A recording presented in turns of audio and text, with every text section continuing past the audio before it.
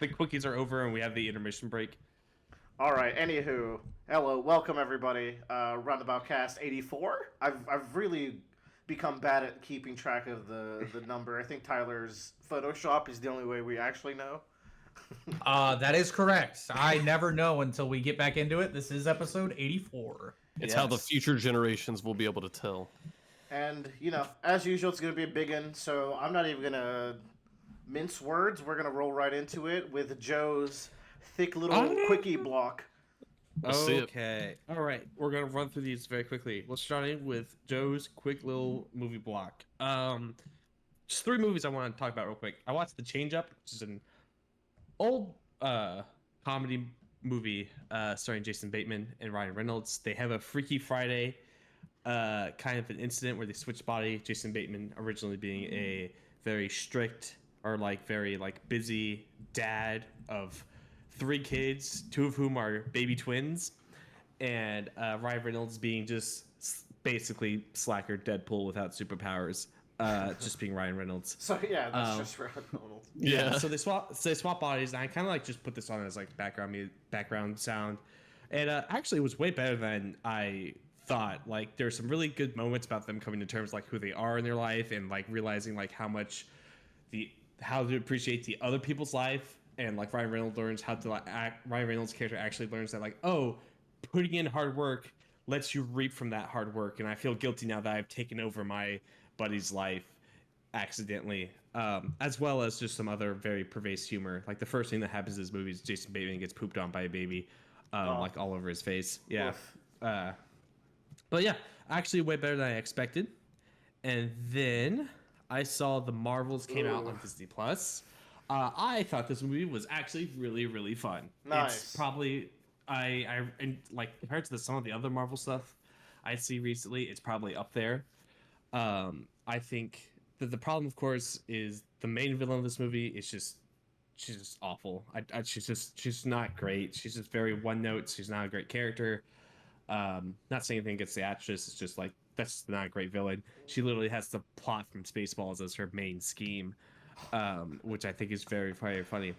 But on the flip side, all the three main characters have fantastic chemistry. I was laughing the entire time when all they were interacting with each other, and no one sits out. Everyone does something very cool. It's really easy for them to take Miss Marvel, who's the younger of the three, and try to sideline her, but immediately Captain Marvel and Spectrum, or whatever the name they want to give her, were just no.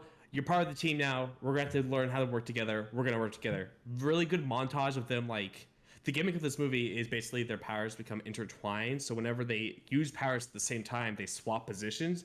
And that gimmick never goes away through the entire movie. And it's actually used really well in the fight scenes. Oh, that is cool.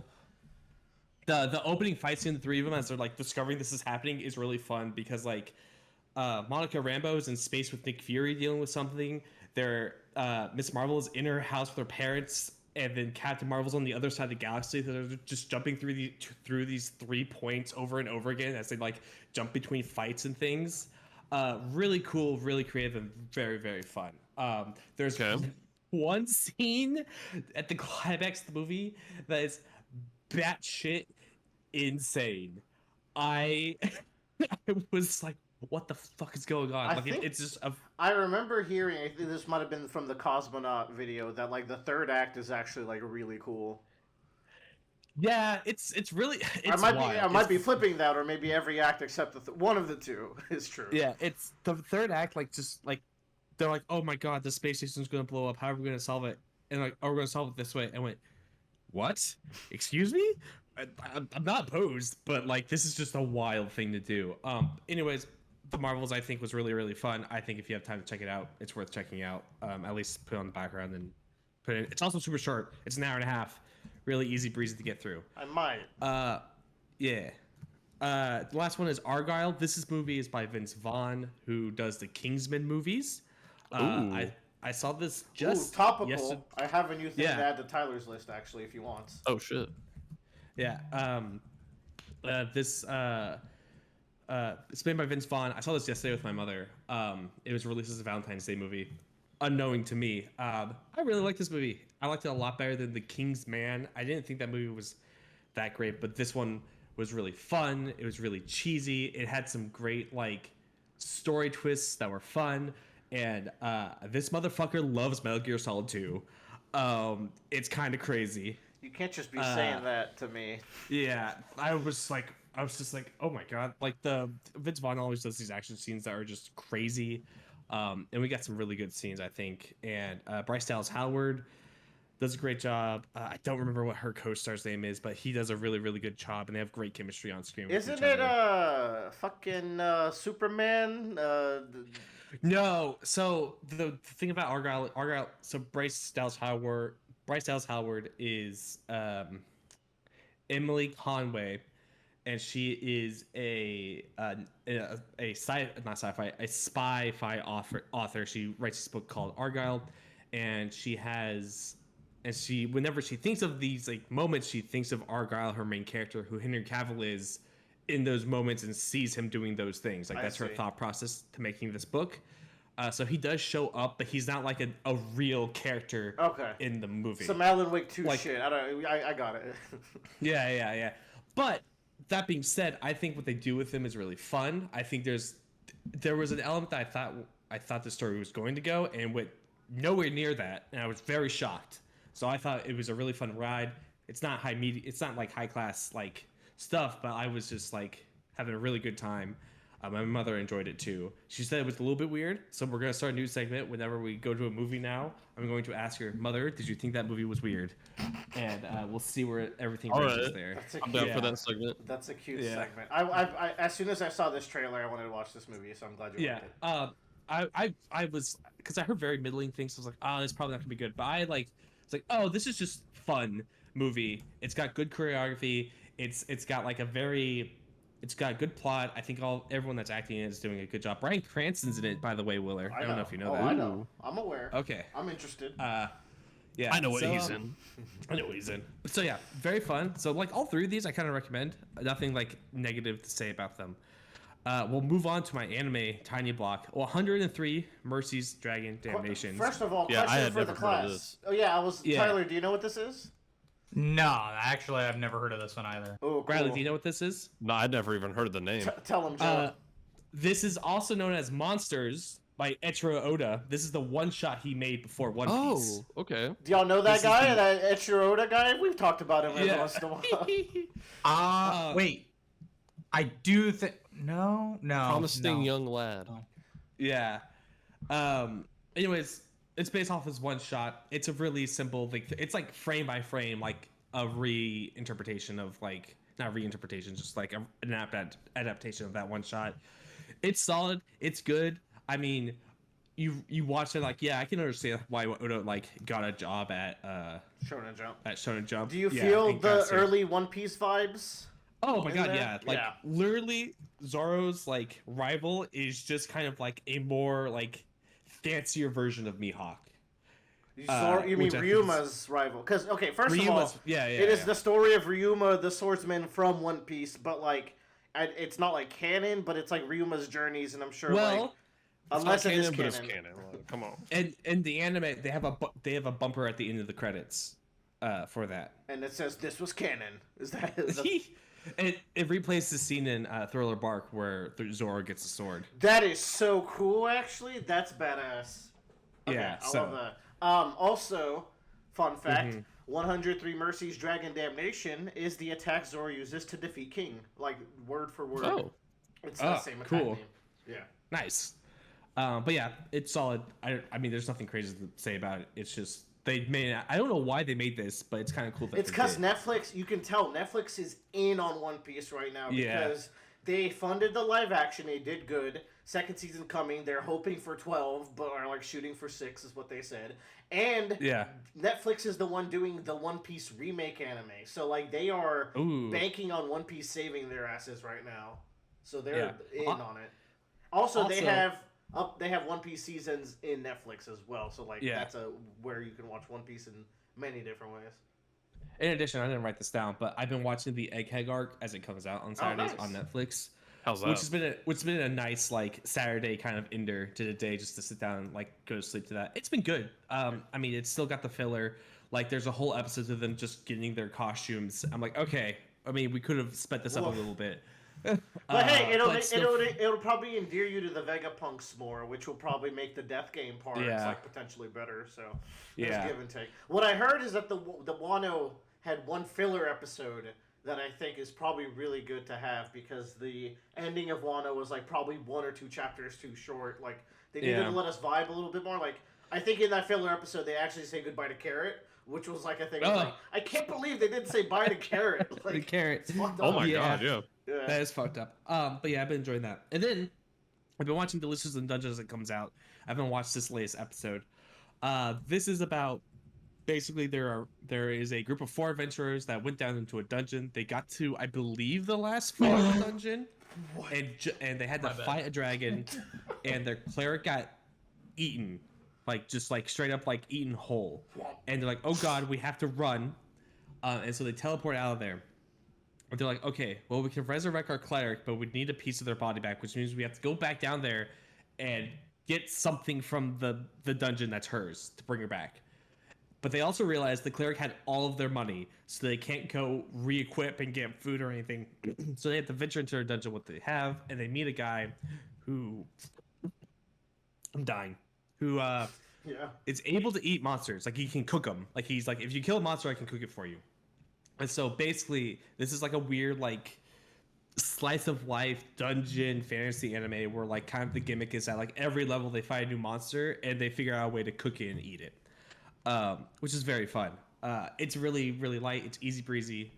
I've listened to the dub version, which is really good. And I bring that up because Emily Rudd plays the main female protagonist in the series, and like you can tell. That's why you check this shit out. No, I didn't. I was just like, I just need something to put on, and I put that on. You can tell this woman has grown up on anime because she like gets those little like weird anime like things. Yeah, Just like the animeisms. Yes, it's kind of weird because it's like she's talking. It's like this sounds like an actual like anime voice actor I would hear in like a Japanese dub. Like she understands like the tone, the pitch, and like the pacing that you get there. So I think she's doing very, very well in that regard. But it's really fun. Also has ProZD as, I think Shindo is his name. He's the guy that cooks everything, which is appropriate because he has that whole food I want to point out flock. that like ProZD being stuff is no longer like a cute little thing. That motherfucker is just a real voice actor now. Like, It's not shocking he's anymore. in He's just everything. He's killing it. He put a video on his YouTube channel. It's like, I don't know what this channel's going to be like. Like, my goal wasn't to have a YouTube channel. It's just something I made. I want to be a voice actor. And that's what I'm doing. So, like, there'll probably like be a lot less videos. It's not. This isn't a thing I really care about. He just does the eat everything videos, which are fun. True. And the true, skits, true, I true, guess, true. which he doesn't do anymore, I guess. But good anime. I've enjoyed the anime. I think Tyler, you would like it. I think Kelly would really like it. Bradley, you might like it too. Actually, it's just kind of fun and easy. I'm glad you know me well enough to not even try, Bucko. Yeah, I don't think it's not worth their time. Don't even try it, Bucko. Okay, we'll move on to my small games block here. We're gonna flip these. I've been playing Forewarned with a friend of mine. This is I think it's I haven't played Lethal Company, but I think it's very similar. Where basically you are archaeologists that are going into this ancient tomb, and you want to unseal this door that has the mummy that you're tomb raiding, as well as all of its treasure. But in order to do that, you have to figure out which tomb you're in, and you do that by collecting evidence of like, oh, there's like different like markings on the wall, or there's this obvious like, you know, pillar formations. Oh, by the way, the tomb is haunted, so depending on like how the tomb is haunted will determine what ghost is there or what mummy you're trying to investigate. So then you have to like put those pieces together to get the correct name, and you have to say the name to the door, and the door will open up if you get it correct. If you get it wrong, the whole tomb seals up and he comes out and starts attacking you, and you have to like figure out a way to unseal the tomb. It's a really fun like spooky co-op game with really quick rounds, and you get stuff like a radio and like a seismograph and a Geiger counter to like figure out like what the hell is going on and like who it is you're investigating. Very fun, very quick too. But this is like made by one guy. Oh, nice. So it's very slow going in terms of updates and not really well optimized because this game does not look great. And my computer on low settings, my laptop I should say, was just having a real hard time trying to get it to run. I'll tell you that. But it's fun. It's I recommend it as like it's really cheap too. It's like $12. Really good, like just kind of co-op game to play. And then because of like just life in general, I decided to dive back into Midnight Suns and do the DLC that they had. I purchased the DLC like when the game first came out as like part of their season pass, and I just never went back to play the new DLC. All right, I want y'all to guess who is in the DLC for Midnight Suns. Okay, let's see here. Everyone can throw in a guess. I'm trying to. I don't know. I don't know Midnight Suns is I Marvel. need to know who's in the Yeah, base. yeah, that's the thing. So let me it's Marvel. I'm gonna say MODOK. Whatever, MODOK. I'm gonna Okay. say Miles Morales from Spider-Verse. Okay. I say Silver Surfer just because I think that'd be cool. Okay.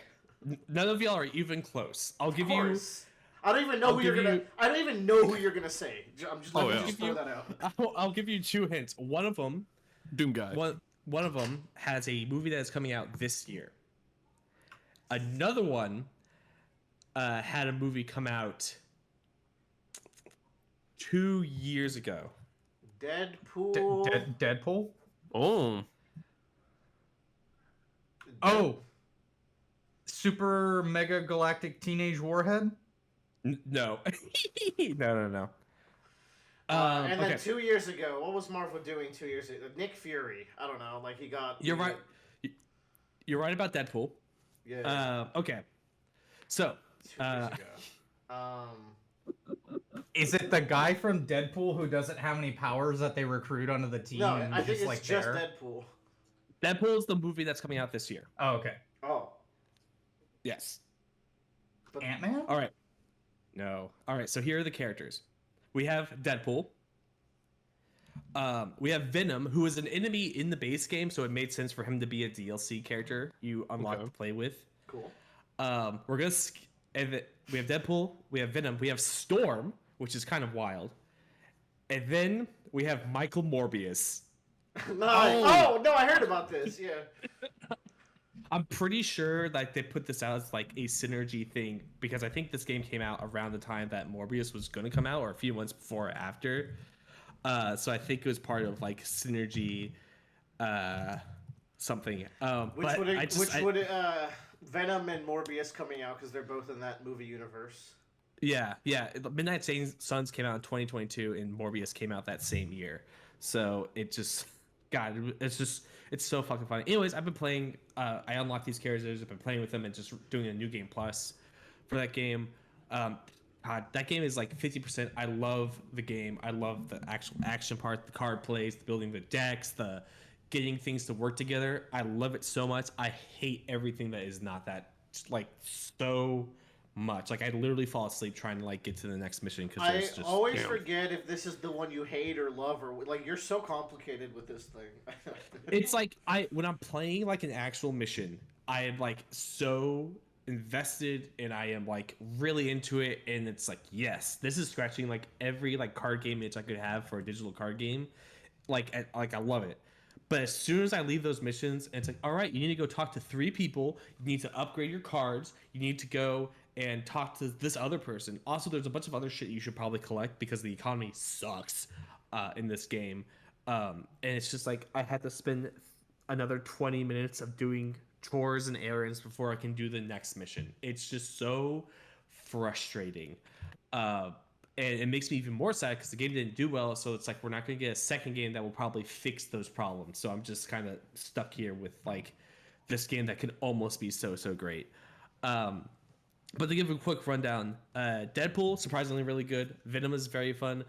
Morbius is kind of tame in comparison. There's not a lot going on with him. And Storm is really weird. Her whole gimmick is that like she wants to hold on the cards in her hand before she plays them. Like for every turn that you hold a card in one of her cards in hand, it gains power or it gets stronger or it gets a new effect. So like you're kind of like waiting to, and you have to like time your card play with it. But they're all really unique characters. They're all really fun. it's a good DLC overall in a game that I can only give a C+ to, unfortunately, because the other half is just so middling and bad. But yeah, those are my quickies. All right, great podcast. I'll talk to y'all in about 3 months. Shut up. You have to listen to our shit.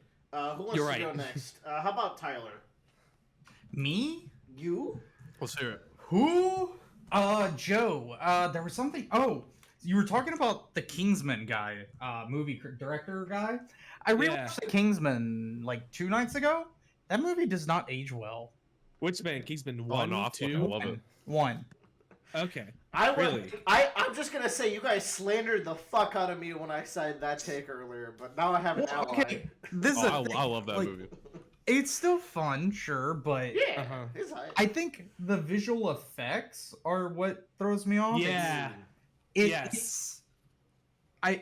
It feels like a British studio made the movie, which British studios don't really care a whole lot about VFX. They have less budget, so they just embrace it and make Doctor Who.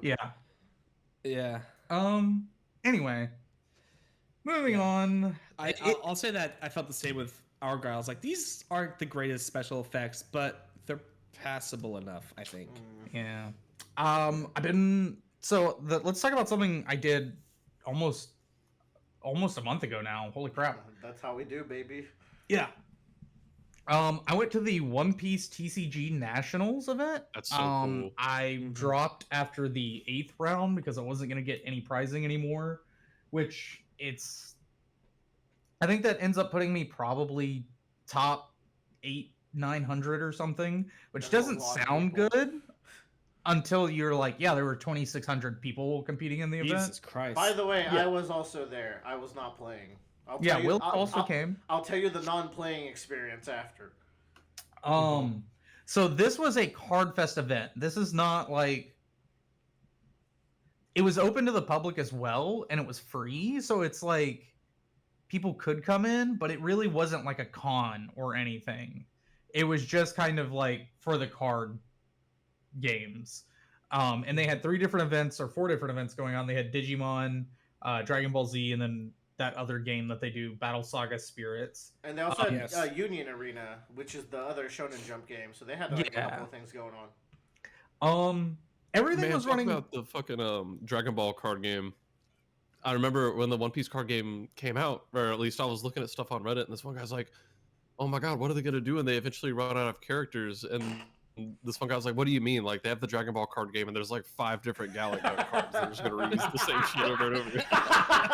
True. There's 5 Galacticos. I love it. But yeah, it was a shit show. On the One Piece side, I think all the other games ran smoothly, but it started off with them starting round 1 2.5 hours late. And not only was it 2.5 hours late, but everyone who had a buy the first 2 rounds had to reapply to the booth, and like they had to be granted their buy status. Yeah, it was awful. I think there ended up being like 6 hours total of delays. Jesus Christ. I think there were 2 repairings, 2 or 3,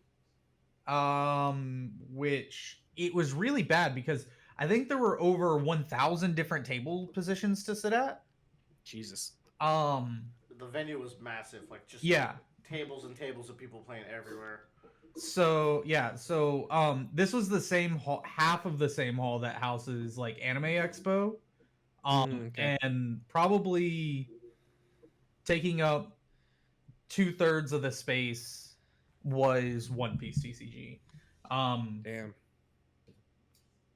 The app that they use to like show you your table position wasn't working a lot of the time for a lot of people.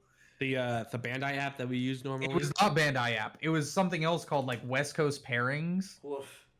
Best Coast Pairings? Best Coast Pairings, yeah. It just was really bad, and apparently Europe was like that as well. I haven't heard about Japan being like that, but Worlds is gonna happen next month or so. And we'll see how it goes. Yeah, the deck that I was playing ended up getting 4th place with the leaders, so I didn't feel too bad about what I took to the event. I just didn't have enough. I'm just not that good at the game. So you know what? Nobody is, that- except for that yeah. guy that can. I throw it. enjoyed watching Tyler play. Yeah. And also, I'm sure like the people who get really high in these events, they practice a lot. Like they really grind out these matchups. And The every 2 little players thing. who got 1st and 2nd, I think the guy who got 2nd has about 8 Luffy cereal cards. Damn. And the guy who got 1st has about 3 or 4, which for those uneducated, those are about 8. How much are they? Shit. Are they the multi-$1,000 ones or? They're the multi-$1,000 cards. Yeah. Okay. The blue one, right? Yeah. Wow. Okay. Fucked up. Yeah, so they are Freaks. freaks. Yeah, they're really good at the game. Mm-hmm. You know what? When you- I'm jealous of that gold, silver, and bronze edged Kaido card that 1st, 2nd, and 3rd get. So those, I have heard rumors that each one of those Kaido trophy cards sells for 5 figures exclusively. Because I'm like, there's just like none of them. Like, that's it. Here's the thing: being good in this game actually does make you money. 'Cause you're not earning a single cent, but through the market of the game itself, you are getting like a good payout. Yeah. Yeah. So like for example, if I go to the Edward Newgate Championship 2023 card, this is another trophy card that was giving out. That's a serialized card. The 1st place one has been selling from $2,000 to $2,500. Damn. Yeah. It's insane. Also, these championship events that you compete in, it's very difficult to get 1st. You have to actually be really good at the game. It costs 0 money to participate in this event. Yeah, that's why These it was events, so- other than travel and actually getting in. Oh, yeah. That makes Like, sense why then. Joe, participation packs from like what I got alone, I got Yeah. a few $100 out of Yeah. just my participation I'm packs. sure. Yeah. This is how they can justify having the game terminate without like paying anybody, because those packs are so worthwhile. Yeah. And just those winner cards.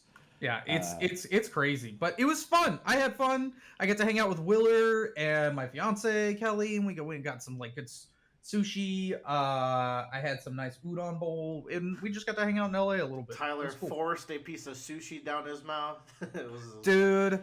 Okay, so it's not the raw It's impressive. fish. I don't like sushi because it's just like a lot of food to eat at once, and I take like I yeah. take a lot of bites out of my food. You know, you can't do that with sushi. It's Maybe you it's would all or like- nothing. Maybe you'd like nigiri, which is just a fish on a rice. Maybe. Laid down. I'll say that Mm. I also went to the event. Coincidentally, I just happened to be traveling in town with my family, which I'll talk about in my quickies. And it just so happened to be that it was like I could like be like, okay, I'll take a day to myself and go hang out with some friends. And they're like, okay, cool. And I was just in the city, 15 minutes away from the event where like we were staying. So That's cool. I just went. The spectator experience was equally bad. Like it was very cool to like go there and like like they had really cool standees. Like they had giant pop-ups of the cars that we could pose by, and like cool little Shonen Jump thing where like we got to see really high depth like reproductions of the pages that they used to make the manga. So I got to see some like cool Chainsaw Man and One Piece and My Hero pages, like really nicely blown up. They had like a cool like display of like the journey of Luffy to his most recent power up in the series. So it was Oh really yeah, cool to see all that stuff. they're the original drafts of the manga pages. Like Yeah. you can like they have erase marks on them and everything from all the pencil sketches. Yeah, they're really cool. It's actually that was really cool to see. But then like as the spectator, you're supposed to do this treasure hunt where like you go to different stations to get stamps, and once you get all the stamps, you get a little prize. Those lines were so fucking long. Like it was going there as a spectator is the stand-in line simulator. Like you are just in line the whole time. I did get to buy 5 packs. They had product there, but you can only buy 5 packs total. I got a secret Kuzan to complete my collection. Oh, nice. From O2, so like I got something out of it. So I don't know. It was cool. I'm glad that I only went because I was just happened to be there, because as like Yeah.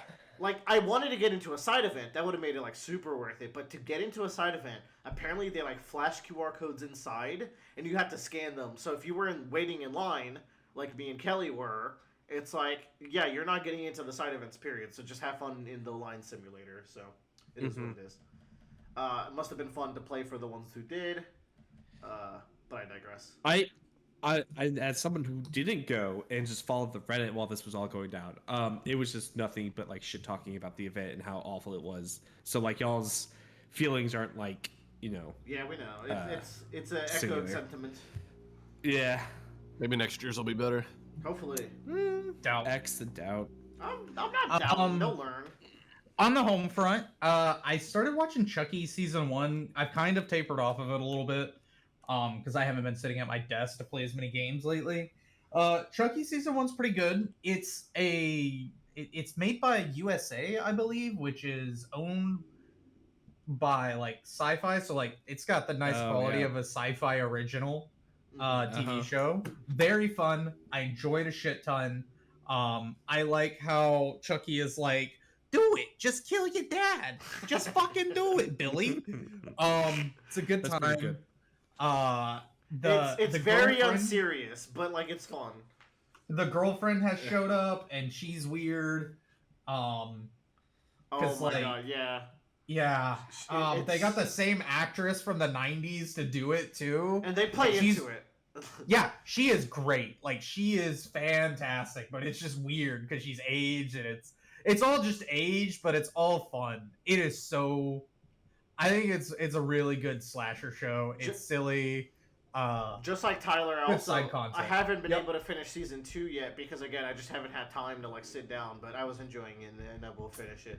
It's one of those shows where it's like you're not too pressed to finish it. It's just like a nice thing to put on. Season 2 is insane, by the way. One thing I didn't mention when I talked about it last time is that the camera work of this show is actually really good for television. That's like a thing where like on a technical level, the way this show is shot is fantastic. So I'll always give them that. Like unironically, no goofy elements of that. It's just really good. On the opposite note, it has really weird ADR, you were saying, where the voiceover is done. Yeah, the audio when the audio isn't good enough for the camera to pick up, they just like revoice over their lines. You can tell it's very lip synced on some people because like the way some people's voices sound isn't anything like the facial structure of some actors that would make that sound. Especially the guy who plays Chucky's like main human body, and the voice of Chucky are two completely different. Like if that guy makes that voice with Chucky, like I'd be impressed. But to me, I think it he doesn't does. seem like it. I think he does actually. His face doesn't seem like he's straining at all to make that voice. It seems so natural. It's crazy. Have you got to the plot point where they have like a girl tied up? And like... Yeah. The girl who's bipolar. Yeah. Okay. Or she has two She has Chucky inside of her. Okay. Yeah. Yeah, we got to the Horcrux Chucky part. I'm weirdly attracted to that, and I think it makes me a fucked up individual. I don't know. I'm sorry. What? What? The girl's hot. I don't know, and then she does like a Chucky voice. I'm like, what's going on? I usually skip to that part. Okay, it's the voice. I thought you were like into some Severance shit. Where like Same. It's not that. It's not that. It's just like something. The actress is quite attractive, and then she does like a fucked up like voice where she cackles like Chucky, and I'm like, I don't know what's going on. It's cool. It's the snot thing. You know what? It's not the snot thing, you heathen. You fucking. It's exactly the snot thing. It is. It's like why am I aroused? I'm scared. You don't have to. You don't have to air out your kinks that like that. It's fine. Let's see. I think about midway through this last week, one of our friends has been playing Elden Ring. Yes. And I've been helping her through it because it all started originally just us talking about like level design and dungeon design specifically, and how I was wondering how this happened.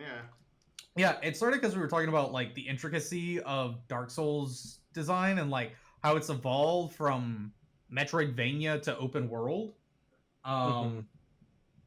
And I was like, you know what? I'll go back and fucking play Elden Ring. So I logged in on my old character and I was like, where the fuck am I? Because I was 125 hours in.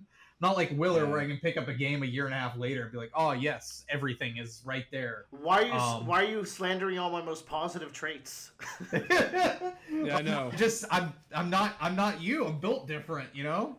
As I recall, you were like, you were about to fight Fire Giant. Like, you were deep in there. I just defeated the Volcano Manor. Yeah, you were in the snow area, enemy. which is... Nope, I did not make it to the snow area. Oh, okay, never mind. You weren't. Yeah, so I beat Volcano Manor and then literally just sat it down. Damn. So I restarted with a new character, and I remember Bradley's like, you know what? I'm going swords and strength, and I'm just gonna do like a melee build. So it's like, you know, I remember playing my Faith character, and there are so many cool like melee weapons that I didn't get to try out. That's the beauty. Yeah, I was like, you know what? I'll give it a try this time. So like, I started off as like the blade dancer warrior person, and I was like, okay, because I've never really been good at like dual wielding weapons, so I'll give it a try. You know, I'll start learning. So you're going Dex? I was going Dex. Yeah. I think I made it to Murgit the Fell.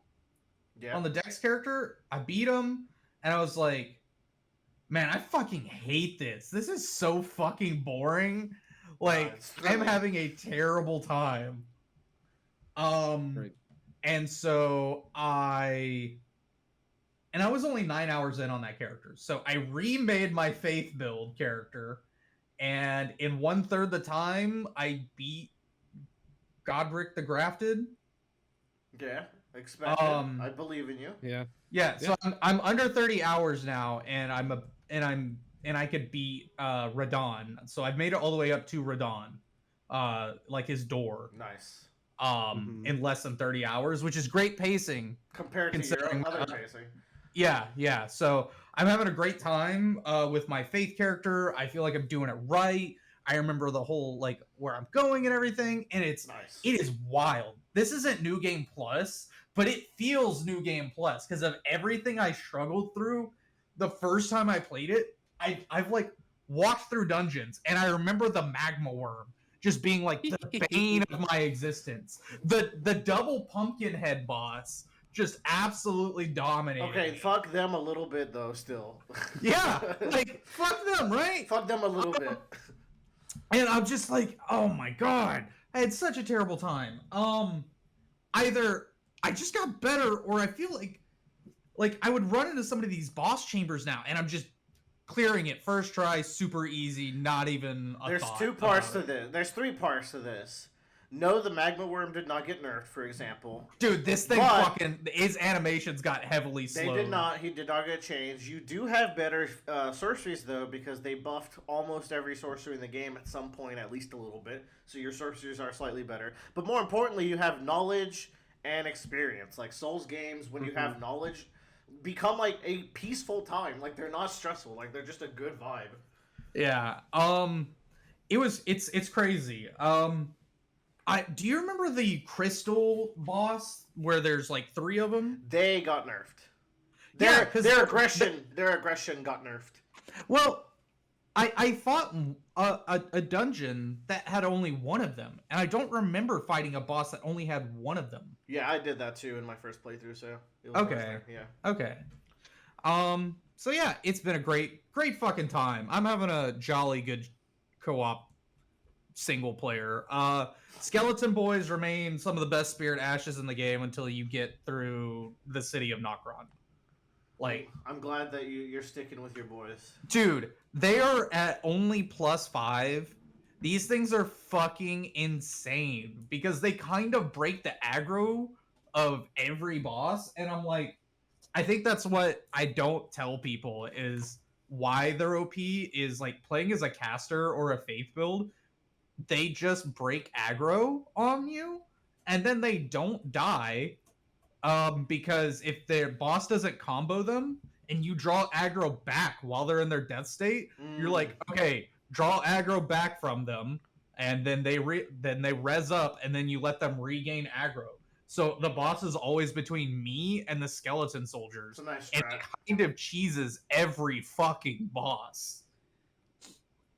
I'm not looking forward to the Gravity Dragon. Gravity Dragon. Yeah, what do you remember that thing? Astel. It's like a giant, like it's not a dragon. Yeah, it's a. It's something. It's like an insect. It's something. It's like an insect. It's an yeah. alien. That's like my. I think that's one of my favorite bosses. And it's like. It's so fucking cool, but I'm not looking forward to getting back to that point. Man, I remember Friday came and be like, all right, he's gonna jump. I gotta start running right now, and having to run across the fucking arena because I was doing sword and board build. You know, there's 2 of those in Elden Ring. Yeah.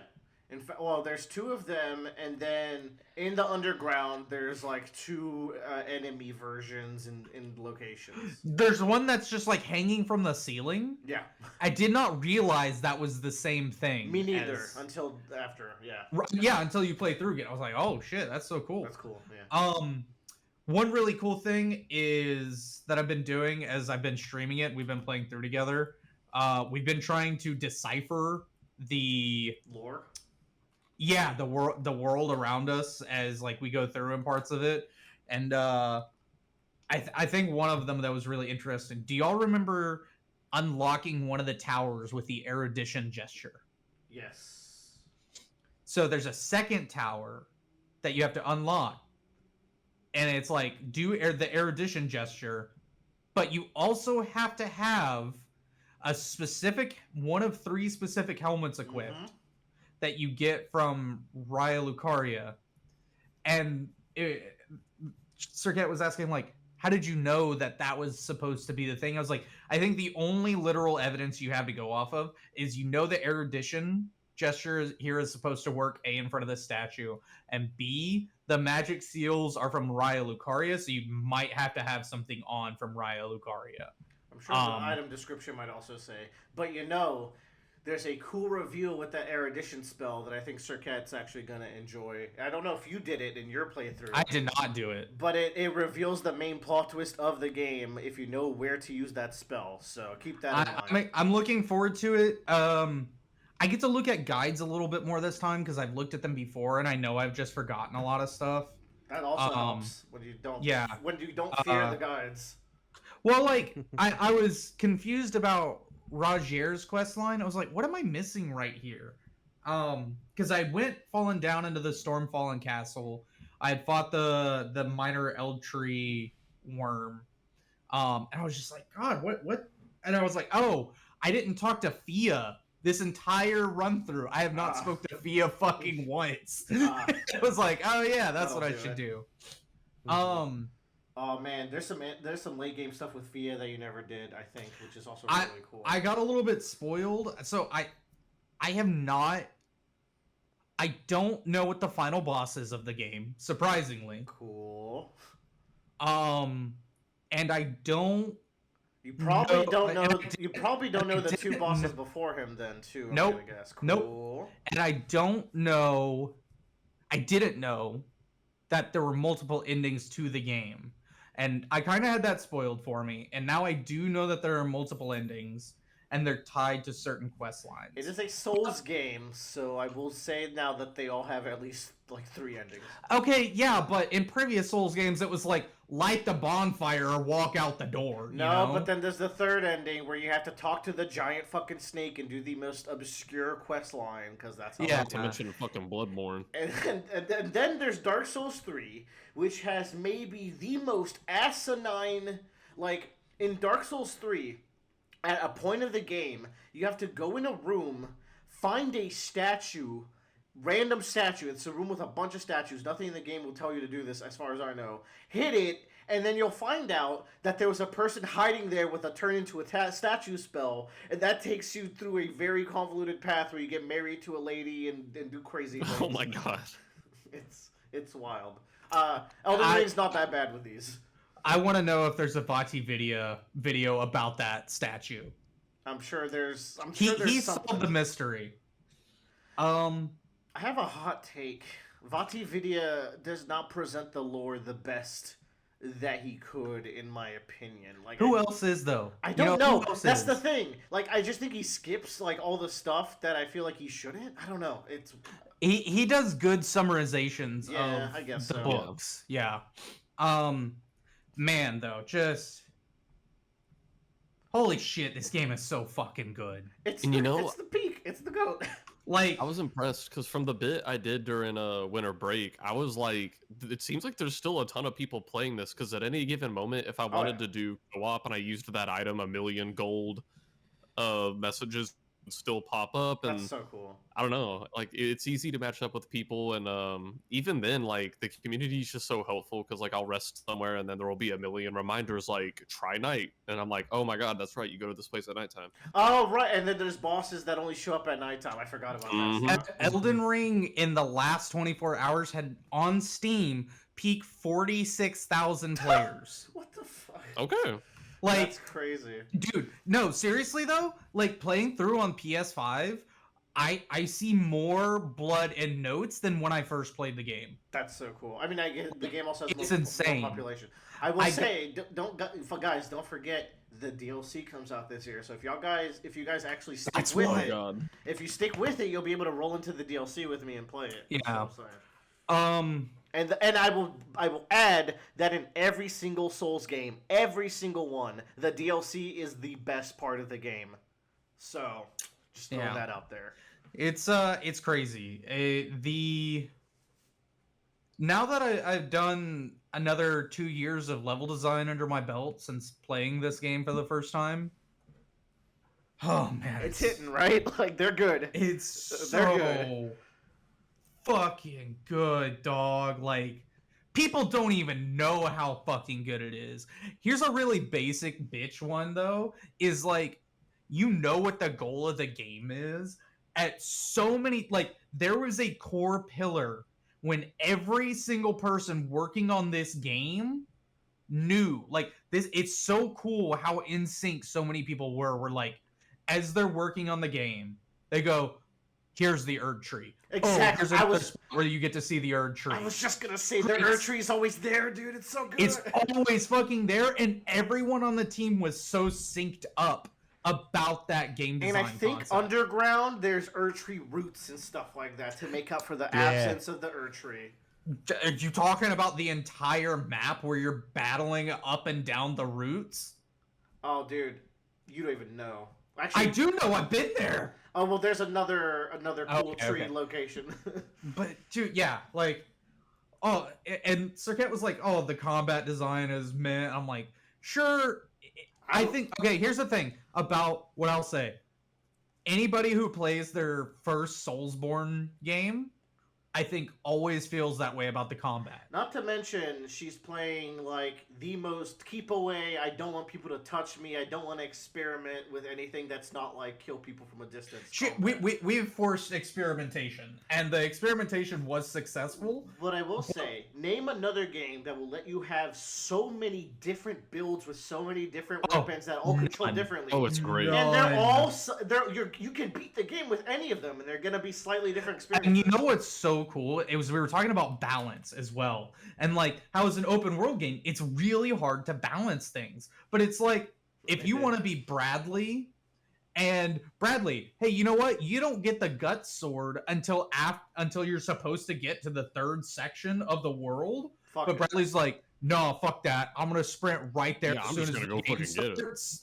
And I don't care how many times I die. I'm gonna go get that sword so I can play the first dungeon with it. Yeah. And it's like, yeah, you can do that. That's so fucking cool. I remember I sent Bradley on a quest when we were all blind on the game, and I was like, Bradley, Oh, I yeah. discovered something last night. Just go south and keep going south, and once you reach the end, and you will know you reached it, you will get a cool Yeah, sword. dude. And he did it. The It was sword of cool. swords. Yeah, I was like, that's a big ass sword of swords. It's That's what I like with the build variety is like, if I want to play melee weapons, you know, in Dark Souls 1, it's like, I think your combat style is tied to the specific weapon, but here it's like, I can put, you know, different specials on it where it's like, oh, I can have the exact same sword, but I can make it do a feint and then a slash, or a block and then a slash, or I can have this one that breaks guards. The Ash of War system, they've been building up to it, and it all came together in Elden Ring, because they kind of started with it Ashes. in DS3, but they really nailed it in Elden. Here's the problem. I have a problem with Ashes of War. No, it can't be. I do. And that I don't want, I want to use them, but some of the other, like, the unique Ashes of War that are tied to weapons are so fucking cool. They are. Like, Yeah.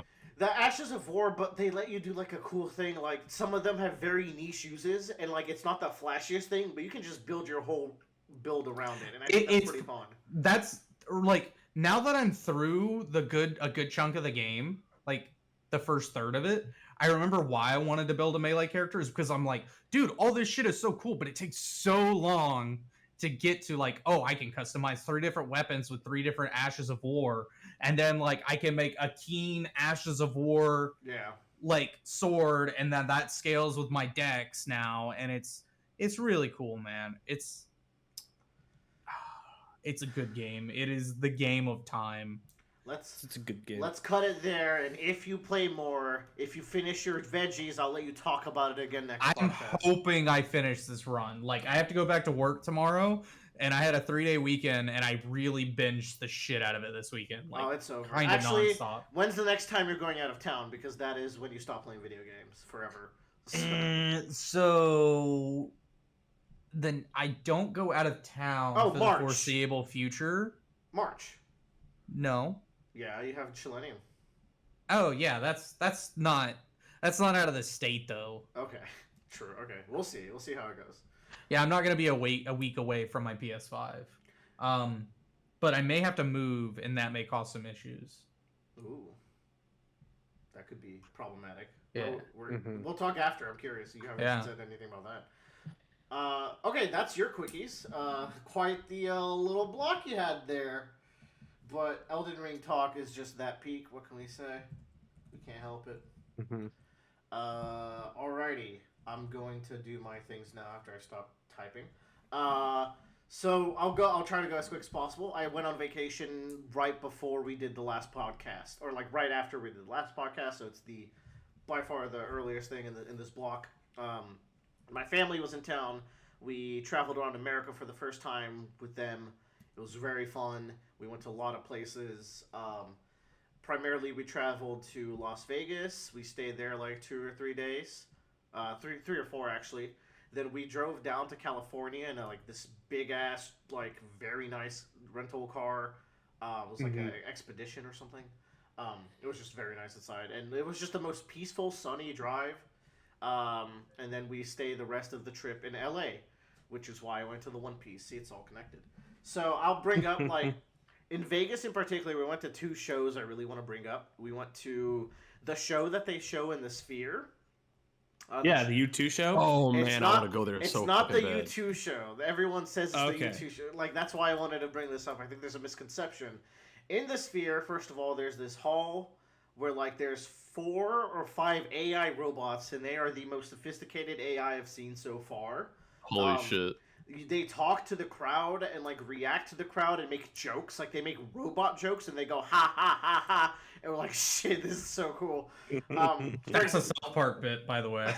But for example, like, someone will, like, ask a question, and then someone else will ask a question. They'll say, name of the person. You didn't hear that I just answered the question? And then someone's like, hey, can you sing? And she's like, I couldn't, like, catch a tune with a bucket or something. Ha ha ha. Like, it's very interesting. But that's just where you go to kind of wait for the real attraction, which is you go into a theater. It's like the biggest theater in the world, and it's so, like, slanted down that you feel like you're falling. We were kind of freaking out a little bit. And the reason why it's slanted down is because the screen, there's just a screen on, like, the wall. But that screen expands to fill the entire, like, almost the entire wall of the Sphere. And you have near 360-degree view of a very interesting show that I won't spoil because it's actually, like, quite good. It basically shows the Earth in ways that you've never seen it before. It's very immersive with a nice little environmental story. So I really like that. And then we went to Cirque du Soleil, which there are Cirque du Soleil shows that are only in Vegas. And we went to which is the water show. this was like Ooh. incredible. So it starts with this big red curtain just being sucked away, revealing like a pool platform hybrid where there's like this giant pool, but also like different levels of platforms that can rise and fall. And then like several layers of that stage. There's like the forestage, a middle stage, and like a really backstage. And then stuff on the wall so that they can send like vehicles and oh, someone's echoing really bad right now. Okay. Anyways, the show is insane. There's at any given moment there's like 7 different things for you to pay attention to. It is the most over like stimuli overload that I've ever experienced. Like it is definitely worth the price. It's an incredible show. The way they use water and fire and trapezes and stuff on the wall and like people on wires, it's incredible. Very much recommend. That sounds awesome. Yeah, if you're ever in town, like go catch a Cirque du Soleil show. Specifically that water one, I will definitely recommend. So when we were little and we used to go to Disney World all the time, we used to go to the Disney World Cirque du Soleil show. They're impressive. God, the one show I wish I really got to see is the Beatles Love show. I don't know if it's still playing. They're still playing that one in Vegas. Okay, cool. That's like if I go to Vegas, it's like I want to go see that. Like that to me is like one of those things that I want to bring up. Also, I forgot to mention this about Argylle. They have a musical motif for the song Now and Then by the Beatles, and it kind of like was really shocking and surreal to like see in that movie, but it was done really, really well. Just to kind of weirdly tie things back. Nice. But yeah, cool. I'm glad you enjoy those. And but then go on, Willie. very quick in LA, we went with our sister and her friend. She's very into acting. She does like she's about to go into college for journalism, but she's like also in a theater program that's like very intense in Brazil. And her friend's also in that, so they wanted to see all the movie things. We went to the Wax Museum, Madame Tussauds. It was great. Like lots of cool picture opportunities. We went basically where like the Walk of Stars or whatever. They went to take a picture with the Hollywood sign. Ate some very good food. Drove all over the place. Went to all the beaches. I really like Venice Beach. It is filthy and dirty and weird, and it's kind of a cool vibe. But then there's also the nicer, cleaner beaches. We went to the Santa Monica Pier, which if I lived in the area, I would just go hang out at that pier because it's also a good vibe. Good ice cream there as well. Yeah, traffic fucking sucked. Yeah, it does. Jesus Christ. It was a stressful experience. Did y'all, when y'all were in California, when you try to get on the highway, do they have the fucking lights that make you stop when you're about to get on the highway? No, we did not run into that, but that sounds... Oh my god. We were at... when the company I was working at, we did a trip out there, and I was talking to them, and we're going out the theater, and the person driving stops, and I'm like, what the hell is going on? And we had to sit there for like 10 minutes for the light to turn green until we could get on the freeway. It was fucking bizarre. Yeah. Anyways. And then I will just talk about, because we were at hotels, and we flew, so I had some time to watch some movies along the way, and we also watched some of the games that were going on at the time. Apparently my little brother knows everything about football, and I didn't know like he knew literally everything. He's a fucking little fanatic. He knows every player. That's wild. So that was fun. So we'll as usual go in ascending order of the best. I watched Invisible Man, or most of it. Not much to say. It's got a cool like finale. I don't know. This seems like a movie Tyler might have seen, but I don't think anyone else has seen. It's the newer Invisible Man. I think it's like it's the one where the girl's getting stalked, right? By the Invisible Man. Yeah, that fucking that's like that's on Tyler's list of the stupidest movies ever made. What do you hate about it so much? I'm indifferent. Fucking stupid. It's like a 2 star, 2.5. I don't mind it. I don't think I like Gaslight movies. Okay. I like that might be it. Fair. Then I watched Happy Death Day. This has always been on my to-watch list. That's the Groundhog Day one. Yes, with a trash bag girl who has to learn to become a better person. Apparently, this movie has gotten a lot of flack. This is super fun. Highly recommend, and I want to watch Happy Death Day 2 now that I've seen this one. I think that one's a Freaky Friday, while this one's a Groundhog's Day. So that's pretty sick. that's a good gimmick for let's take a comedy setup and make into a horror movie. That's a Yeah. good idea someone had in like some meeting or whatever. The base premise of this one is that she just keeps dying every day. It's her Yeah. birthday, and like it doesn't take too long for her to start realizing it's a loop, and she does all the good loopy things. There's some great characters. There's some great moments. It's very funny. It's like not very scary. Like it's not scary at all. Actually, it's just like a fun movie with scenes of people getting murdered. But then I watched an actual scary movie, Evil Dead Rise. Ooh. Tyler talked about this movie on the podcast a while ago, and as I recall, you really liked this one, right, Tyler? I did. This is a good movie. This is a really good movie. I was hooked. Yeah, the premise of Evil Dead Rise is a woman's sister is kind of like going through it. She's pregnant. She doesn't know who the father is. She's visiting her sister, who is a single mother of 3. They're in a poor like apartment building, which is why it's called Rise. And then an earthquake happens inconveniently, and one of the children finds the Necronomicon and proceeds to make a consecutive amount of bad decisions, I will say. So, Joe, have you seen this movie? No, it's definitely something I want to watch. I just gotta sit down and do it. There is a load in to the movie, okay? The movie a load in. Yeah, sorry. The movie starts off with the Evil Dead fly camera. Oh, okay. Yeah. And you're flying through the woods, and you get to this cabin in the woods. Right. And Yes, I remember you talking about this. Right. Basically, an intro scene that has nothing to do with the movie. Unless it does, actually. But also, I think it's really cool how they tie the realistic aspects of the characters to this. So, like, as Willer said, the pregnant mom is, like, going through it, like, they're struggling, and an earthquake happens. The kid who finds the book has been, like, thrifting a lot of stuff. And By the to way, resell it. Kobe from One Piece is the actor. That's cool. Yeah. He's like thrifting and reselling stuff to try and help their family make money, and like he's really into just like vintage shit. So he finds this. There is a rumor that they're just casually talking about the building, and it's like, oh, this used to be like a bank. Like this entire building used to be a bank, and they used to have like cool stuff in its vault, but they built over it. And when the earthquake happens, it reveals the vault. So they're like, fuck yeah, let's go look in that vault. And one of the things has the Necronomicon in it. And many bad decisions later. Holy shit! Holy fucking shit, dude! The craziest, goriest, intense. Love it. It's a very thrilling movie. The thing that fucks with me is the dialogue. Like the evil dialogue in this movie crawls into you. Like they say some fucked up shit. Good. It's good. The Evil Dead series is wild because it ranges from like actually scary to like a fun, campy time. So cool that they went back to that more like horror side of things.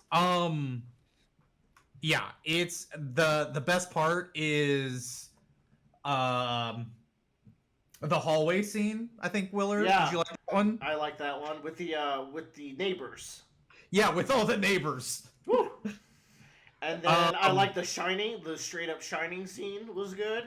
Yeah, like this movie does just like a lot of homages to horror movies inside of it, but then tastefully. There's the scene with the glass that was very uncomfortable. Yeah, good movie. Bruce Campbell does do a cameo in this movie. Good. What was it? So in the original Evil Dead movie, they find the Necronomicon with the tapes on it, and there's this voice talking over the tapes. And this one, Bruce Campbell is the voice talking on the tapes. Oh shit! That's so fun. I would have never gotten that. Okay, cool. Oh wow, okay, that's neat. Because I never watched those. It's neat. Yeah, I think it's really tasteful to do it that way. Like, Bruce Campbell could have also, like, Ash could have also showed up in the fucking movie, and I wouldn't have been surprised. Yeah. To add one more. This was recent. I watched someone watch Terrifier 1, Tyler, so I'm more or less caught up to the plot. I'm ready. Yeah. I tell people not to watch that one because of the upside down chainsaw scene. Yeah, that was blurred out, so I didn't have to deal with that Ooh. shit. Yeah, it's not blurred out in the movie. They show everything. Yeah, but I don't think that's as bad as the bedroom scene in 2. So That's. I think that is worse than the bedroom scene. I could see, maybe it's because I didn't see it. I don't know the true horror. I'm caught up on the art lore. Here's the thing: these movies are stupid, but art is like, to me, an iconic antagonist, like from a horror movie. I think It's great. what makes you realize that in every slasher movie, it's never been about the human characters. And it's like I feel bad that it took me so long to realize that. I liked the girl from Terrifier 2. It's not about her though. It's about art. Plus, she's very I like- hot. Yeah, that shower scene literally, like, I think stunned us for a good like 2 or 3 minutes. We got combo broken from our. Yeah. We were like riffing and saying shit, and then we were just quiet, like yeah. Anyways, October 25th this year. I will be there. It'll be great. Anywho, I also finished Count of Monte Cristo. This was from the podcast before, but I Wow. didn't Ooh, talk finally. about it. This book Ooh. is long as hell, brothers. So what's the verdict? Kind of mid. No way. I feel like Makes sense. people usually really like it. Yeah, they No, do. I get it. Don't tell Ryan I said that. He'll be upset. I'm texting him right now. Don't. It's my sin to bear. Here's the thing: the book has peak parts. It's so stretched out over a cast of characters that if you're not really on top of keeping up with them, you will get lost in the sauce. I had to like pull out Spark Notes to remember like what is the deal with this family, and even then, even when you pull up the Spark Notes and remind yourself, it is just hard to invest in these very long-term schemes that the Count is pulling on all these people. But in the Yeah. scenes where he's being humanized or humbled or like truly reflecting on the past, you see like really, really good character work. And I was super into this book until he left the prison and became the Count. And then he starts his revenge plot. And Yeah. just about 50% of that revenge plot just didn't hit for me. And that's where the book kind of falls. I think it is. I think the Count of Monte Cristo, I think, has like really, really strong bones. Like it's got a really good foundation for a story and a setup. I think a big part of it too that's hampered is the writing of which it was is a big part of it, and I think it does a really good in a modernization of that story, if that makes sense. Because it's kind of like Tales of Two Cities or like Christmas Carol. Like you get bogged down with the Dickinson-esque writing or that time and period that it kind of like you get lost in a lot of things. Yeah. So I feel like the media, like the story is good. It's just It's a good story that I wasn't engaged in for a vast majority.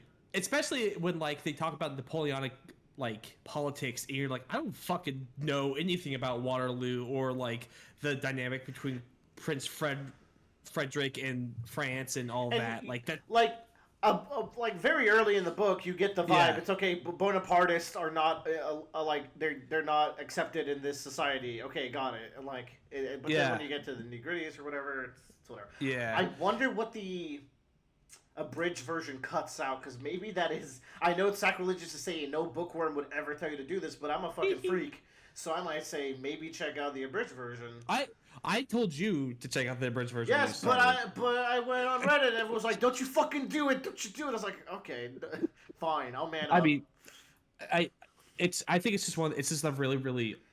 Look, old I book. wouldn't tell someone to skip One Piece arcs, so I don't know what the abridged True. one skips. Ooh. Fair. But One I Piece bet is it actually skips- good the whole way through, so get fucked. Oh shit. It probably skips a lot of the more like descriptive dialogue of what the setting is or like what's going on. It probably. I cuts bet down it to a lot. shortens scenes that are the Yes. scenes that I complain about. So. I bet so. There's also a movie that you could just watch. And Oh, probably you know what? get I into. should.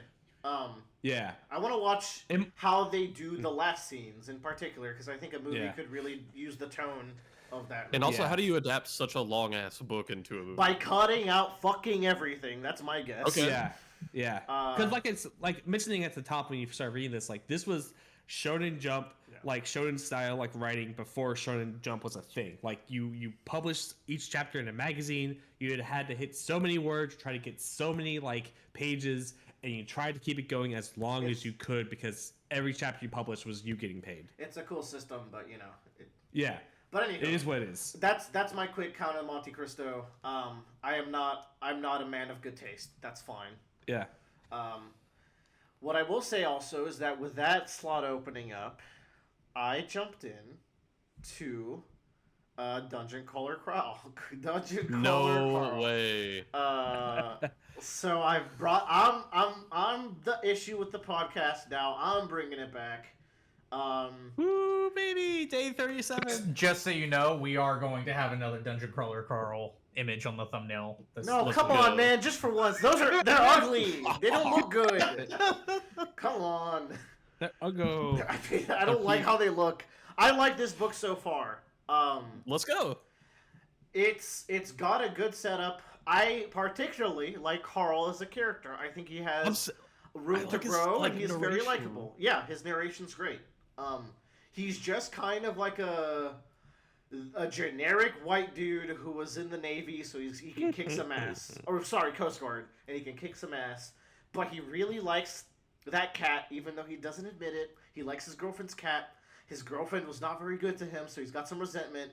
And I've caught some wind of him not being as simple as he seems. There's some emotional depth in him that I am very excited to unearth, and I hope it's worth it.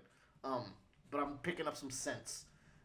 No, I think I know what you mean. Where to me it feels, especially early on, it feels like stuff that he definitely feels, but like Represses. it might not even be conscious enough for him to even think it. Like one of them is him bringing up like a non sequitur line that someone once said to him, and he's like, "Why did I think about that right now? It makes no sense." And then he just moves on. It's like, "What do you mean, Carl? Why are you thinking about it, Carl? Let me know."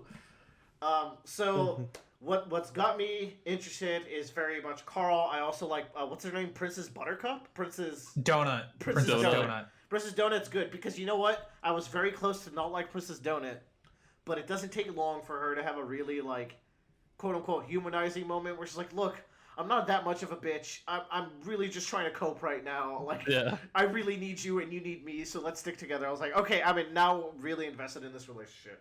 Like the bit of "I'm better than you" isn't gonna go on forever. Yes, I was very happy that we like.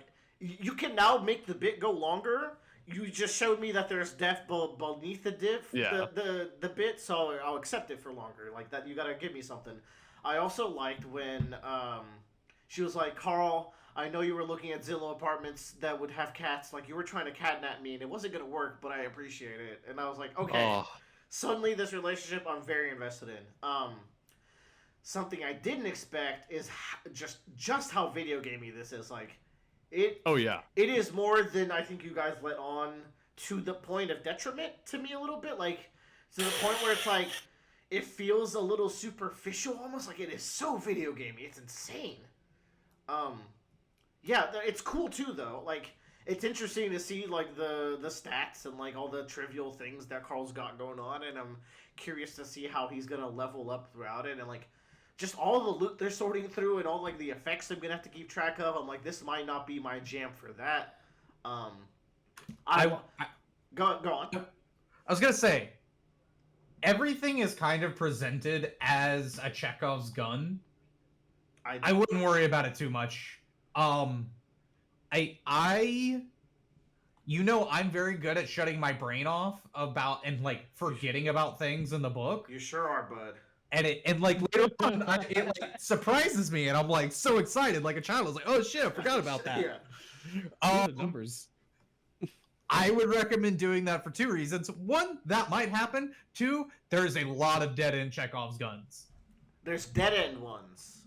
There is so many things that just don't go anywhere. Then why did you just tell me everything's a Chekhov's gun? That's the opposite. Because everything is a Chekhov's gun. What do you mean? You can't have a dead-end Chekhov's gun. It's gonna get used then. That's just paranoia by Tyler. Okay, all right. While I don't like the hyper video gamey aspects of it, I do enjoy it, and I very much like the social Hunger Games aspect of it. That's really cool. And the show just aired where I'm at. I'm in chapter like 10 or so. They just beat a boss. Which, by the way, when you can understand Spanish, that boss fight is horrifying. It's very sad, actually. Oh my god. That shit was fucked. Wow.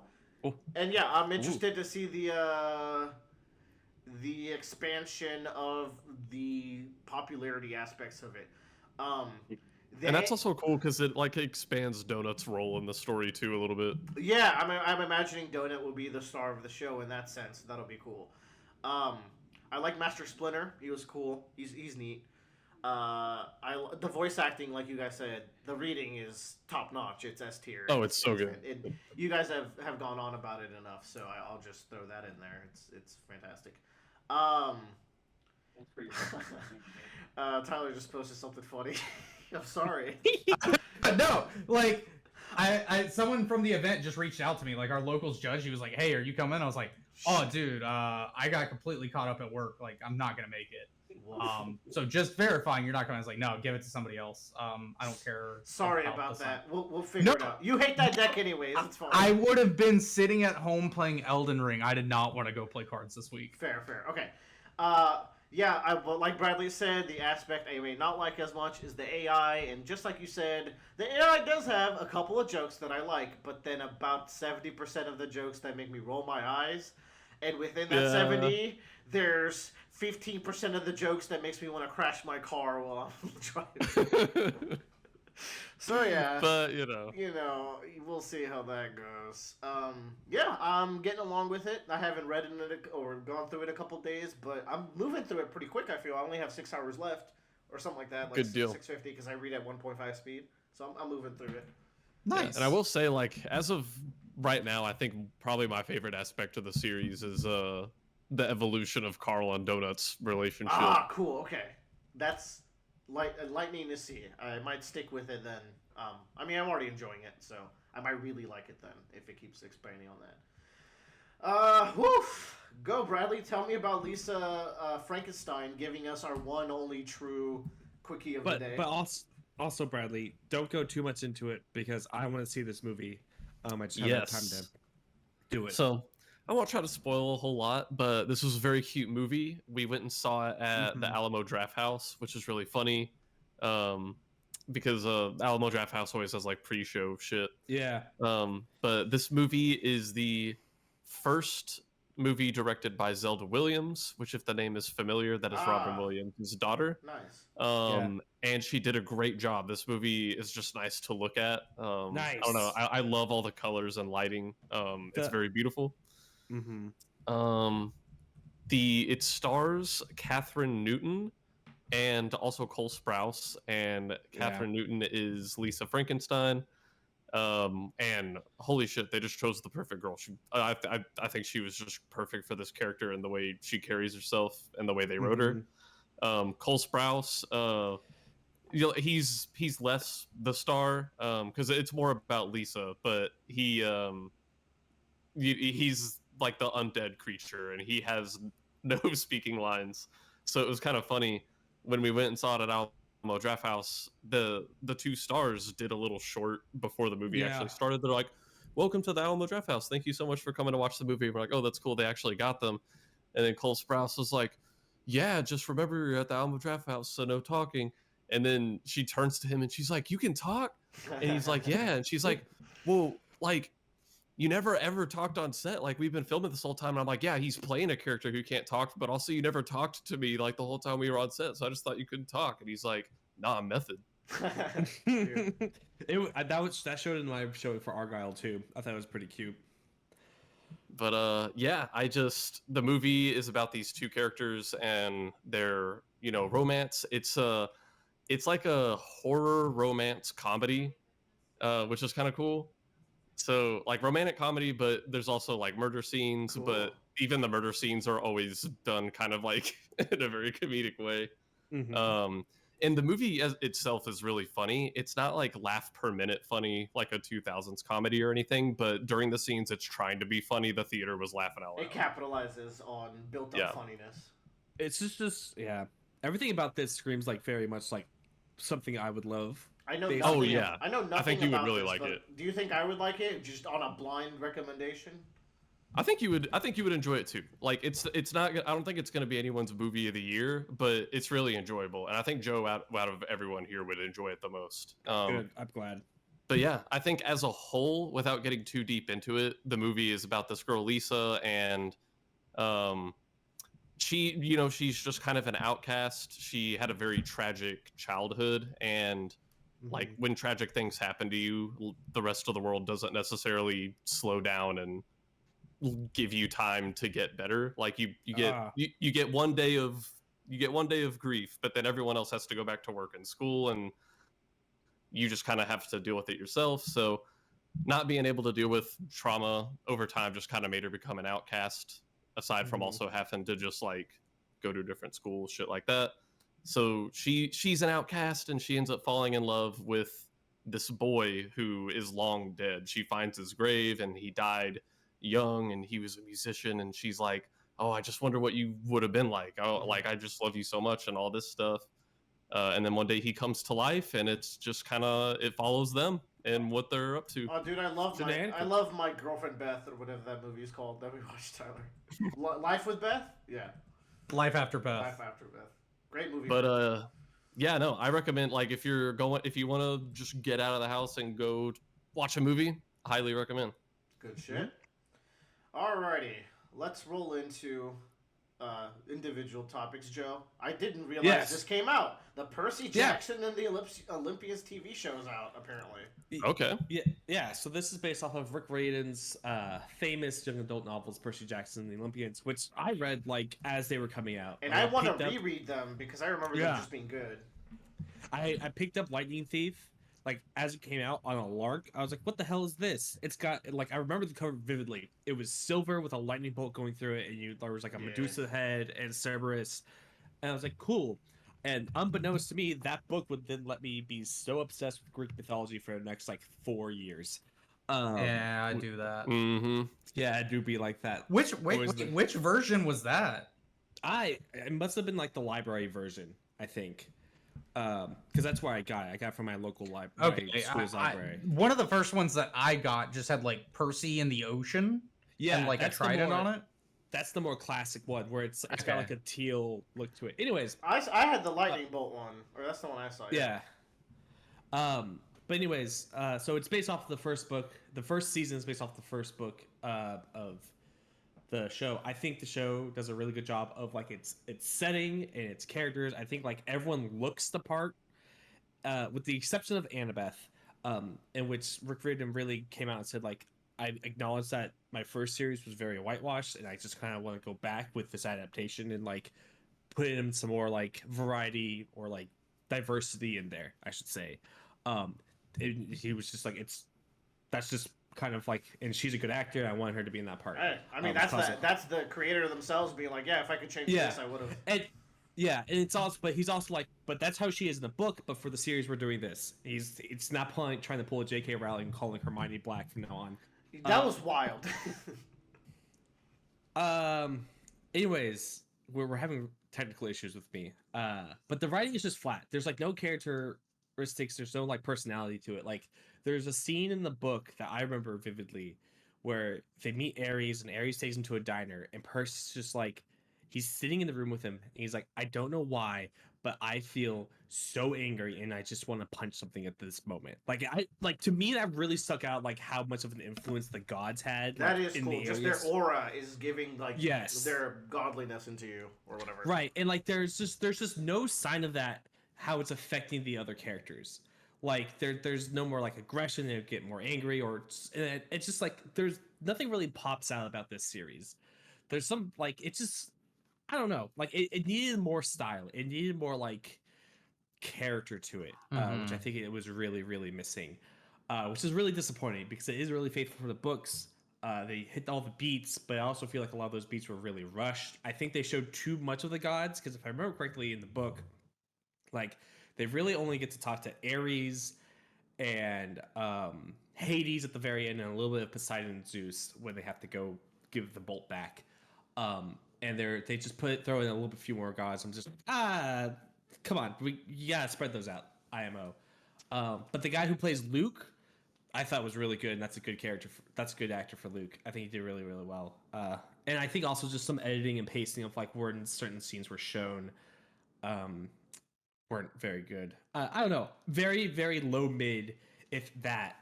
Show IMO. I'm really upset to hear that because I was excited for this. And so then I went and I read just a few sections of the book just to like double check my feelings about them, and the book still I think reads fine. Like it still seems like there's actual personality reading that book. Like Percy like feels energetic and he feels determined, and I think the kid that played him couldn't really get that across with the writing they were giving him. Like it's just the writing, like the dialogue just was not good. And I don't want to. I'm someone that like becomes a stickler if dialogue is not good. That tends to be one of my biggest complaints in things. So so it just was like, okay, I like, and that's the other thing. Like the kids don't feel like kids all the time. Feel like someone's writing for kids, which I think also. I think this is the best. All right, I did it. Yeah. Okay. Percy Jackson. Yeah. Percy Jackson. Just skip it. I was gonna say, how does I also watched this. Oh. I didn't think it was bad. I kind of agree about everyone kind of feeling flat. It feels much, and so here's the thing. I think the reason why, is very blatant. This is very, whoever the showrunner was for this show was designed and written around having commercials like it was for a cable television network. Ooh, really? Yeah. Because if you watch totally this see that with commercials on Disney Plus, all the cutaways and all the cuts in the show directly line up with the commercials, because it'll go from one place to one setting to a completely another setting, jumpy really quick in between commercial breaks. That makes total sense. Yep. So then if you watch it without commercials, all those like skips feel so awkward. You're like, was that necessary to have that there? Am I watching a YouTube video? That because like there's a scene where like they're doing something and then they immediately jump to like the next thing. Yeah. With no transition. Correct. And you're like, whoa. Yep. I think whoever was the showrunner was maybe a little bit old school. Maybe. And it just didn't I agree, a little bit more style would be nice. Yeah. But I didn't hate it. It was a good adaptation. It is probably the best adaptation of the books. Yeah. I mean, that's a low bar. Jesus Christ. I went to go play board games with my friends, and another one of my friends saw the show. He's like, I really liked it. I'm like, I don't think I really liked it that much. He's like, oh, you must have really liked the movie scene. I'm like, whoa, why do you gotta throw that at me? That's fucking cursed. Twitter's the only place where you can go, I love pancakes, and someone will go, what, you hate waffles? That's the eternal relevant tweet. So you hate waffles, Joe? Is that what you're telling me? Yeah, I fucking despise them, even though I had them for breakfast today. It's Black Sails, the TV show. Oh, it's apparently a really good pirate TV show that's been on my to-watch. Jericho? I don't know Jericho. The showrunner for it is the Black Sails. Oh, he did Black Sails. I think I think it's way too dramatic, and I think that carries over from his previous works. Really? That's that's probably it. Okay. Because it's Rick Riordan, like from the novel stance, it's dramatic happening, but it's like he's like lighthearted as well. Yeah, it's so fun. Like all of the chapters of the book are like puns or misdirections. Like I blew up my algebra teacher, or something to that effect. Yep. Or there's some sort of humor to them. Yeah. Yeah, I do want to check this out. I hope I like it then. I don't know. That's a real bummer that it's not. We'll see how Sea of Monsters go. Yeah. Yeah, maybe they'll take the advice. Can we just how did One Piece become what it how the fuck did they pull that off? It's One Piece.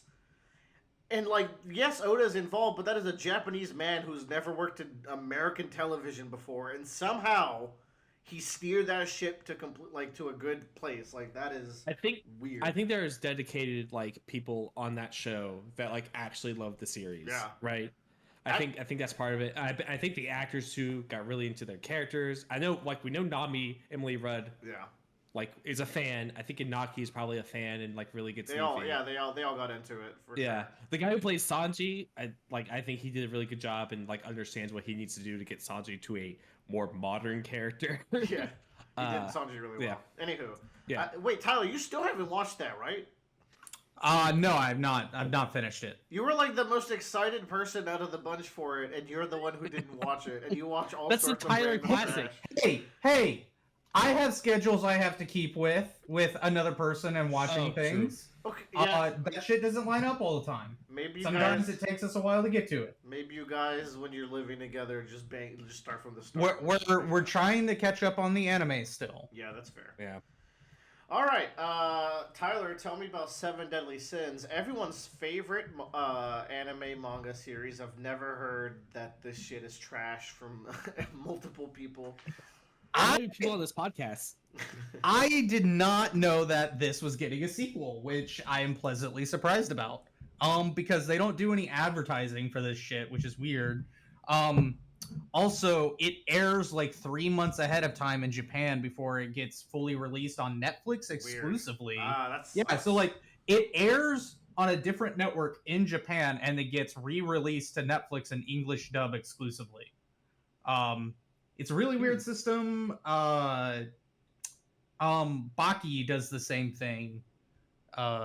But Netflix has exclusive streaming rights to those in other countries. This is like apparently Netflix's flagship anime that they prioritize over a lot of others. Yeah, this was the one that kind of really like that people like kind of use Netflix to watch. Like this was a big like breakout for them. Yeah.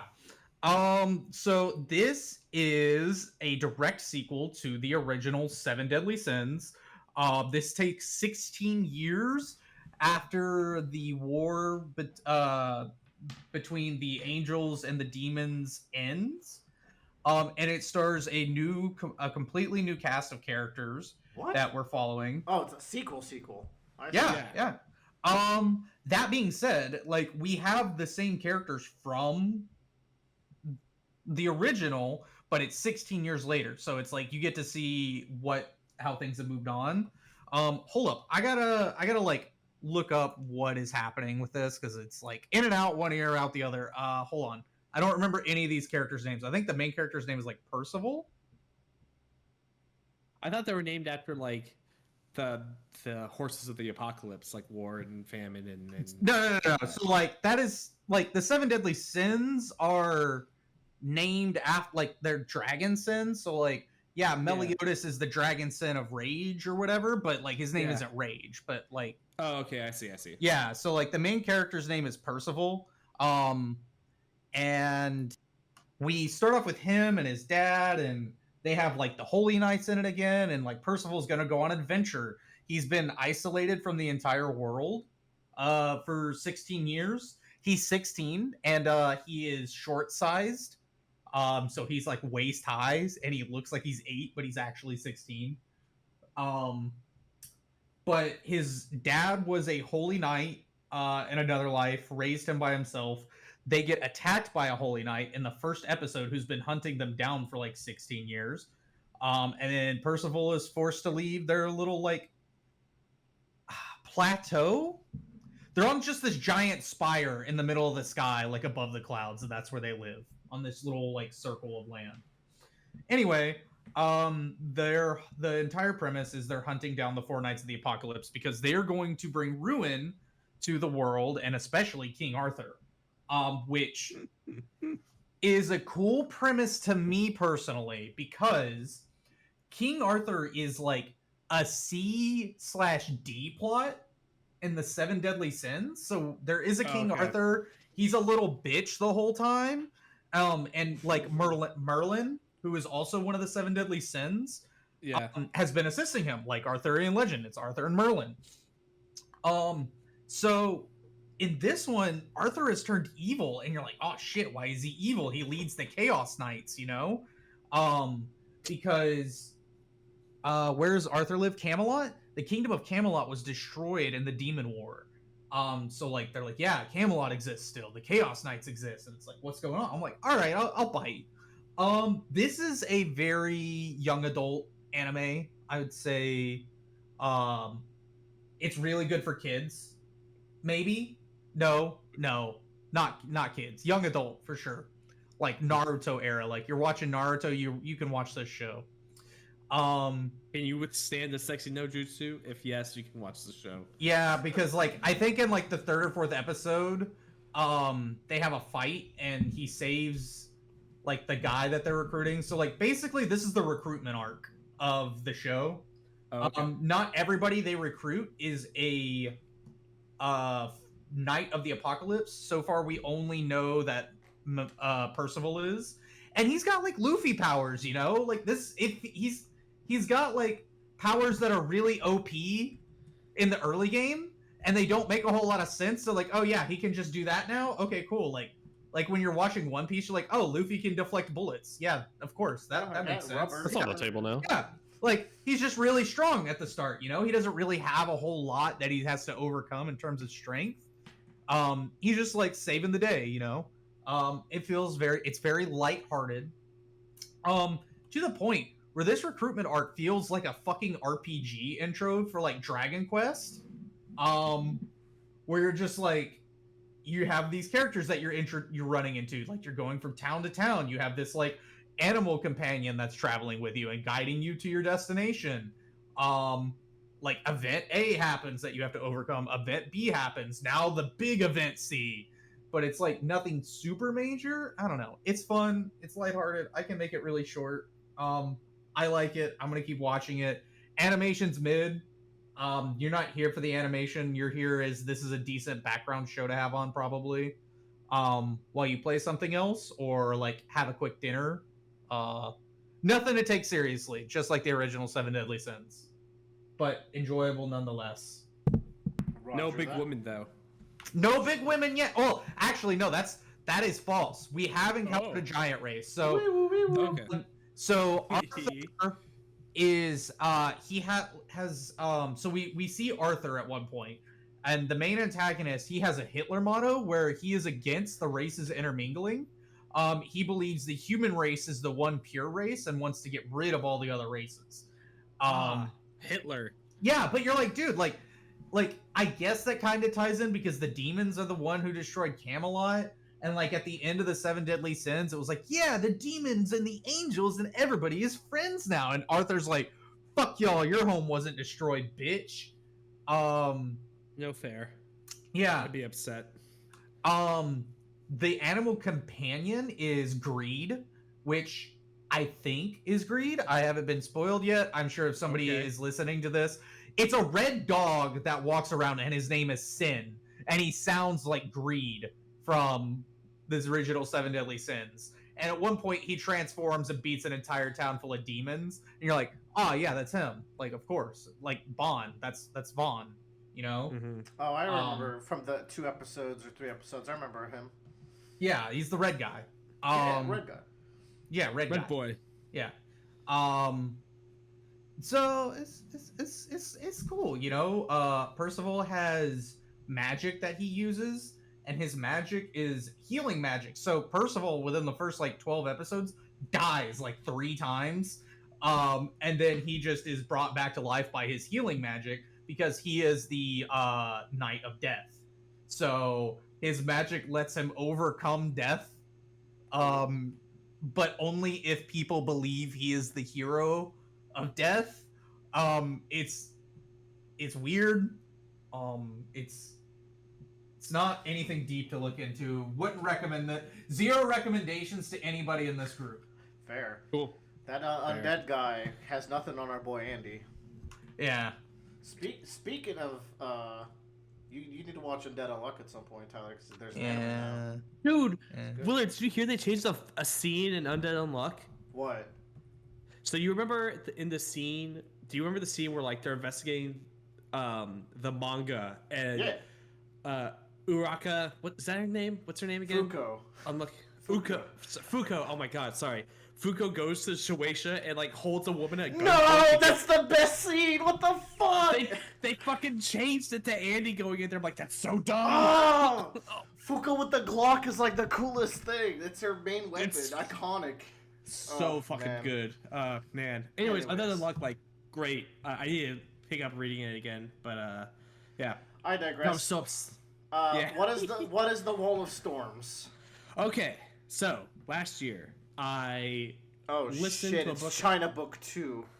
Yeah, I listened to an audiobook called The Grace of Kings by Ken Liu. I love that book.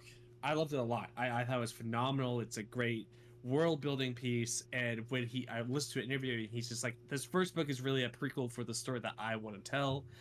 And this story, The Wall of Storms, the second book in the Dandelion Dynasty, is the beginning of that story.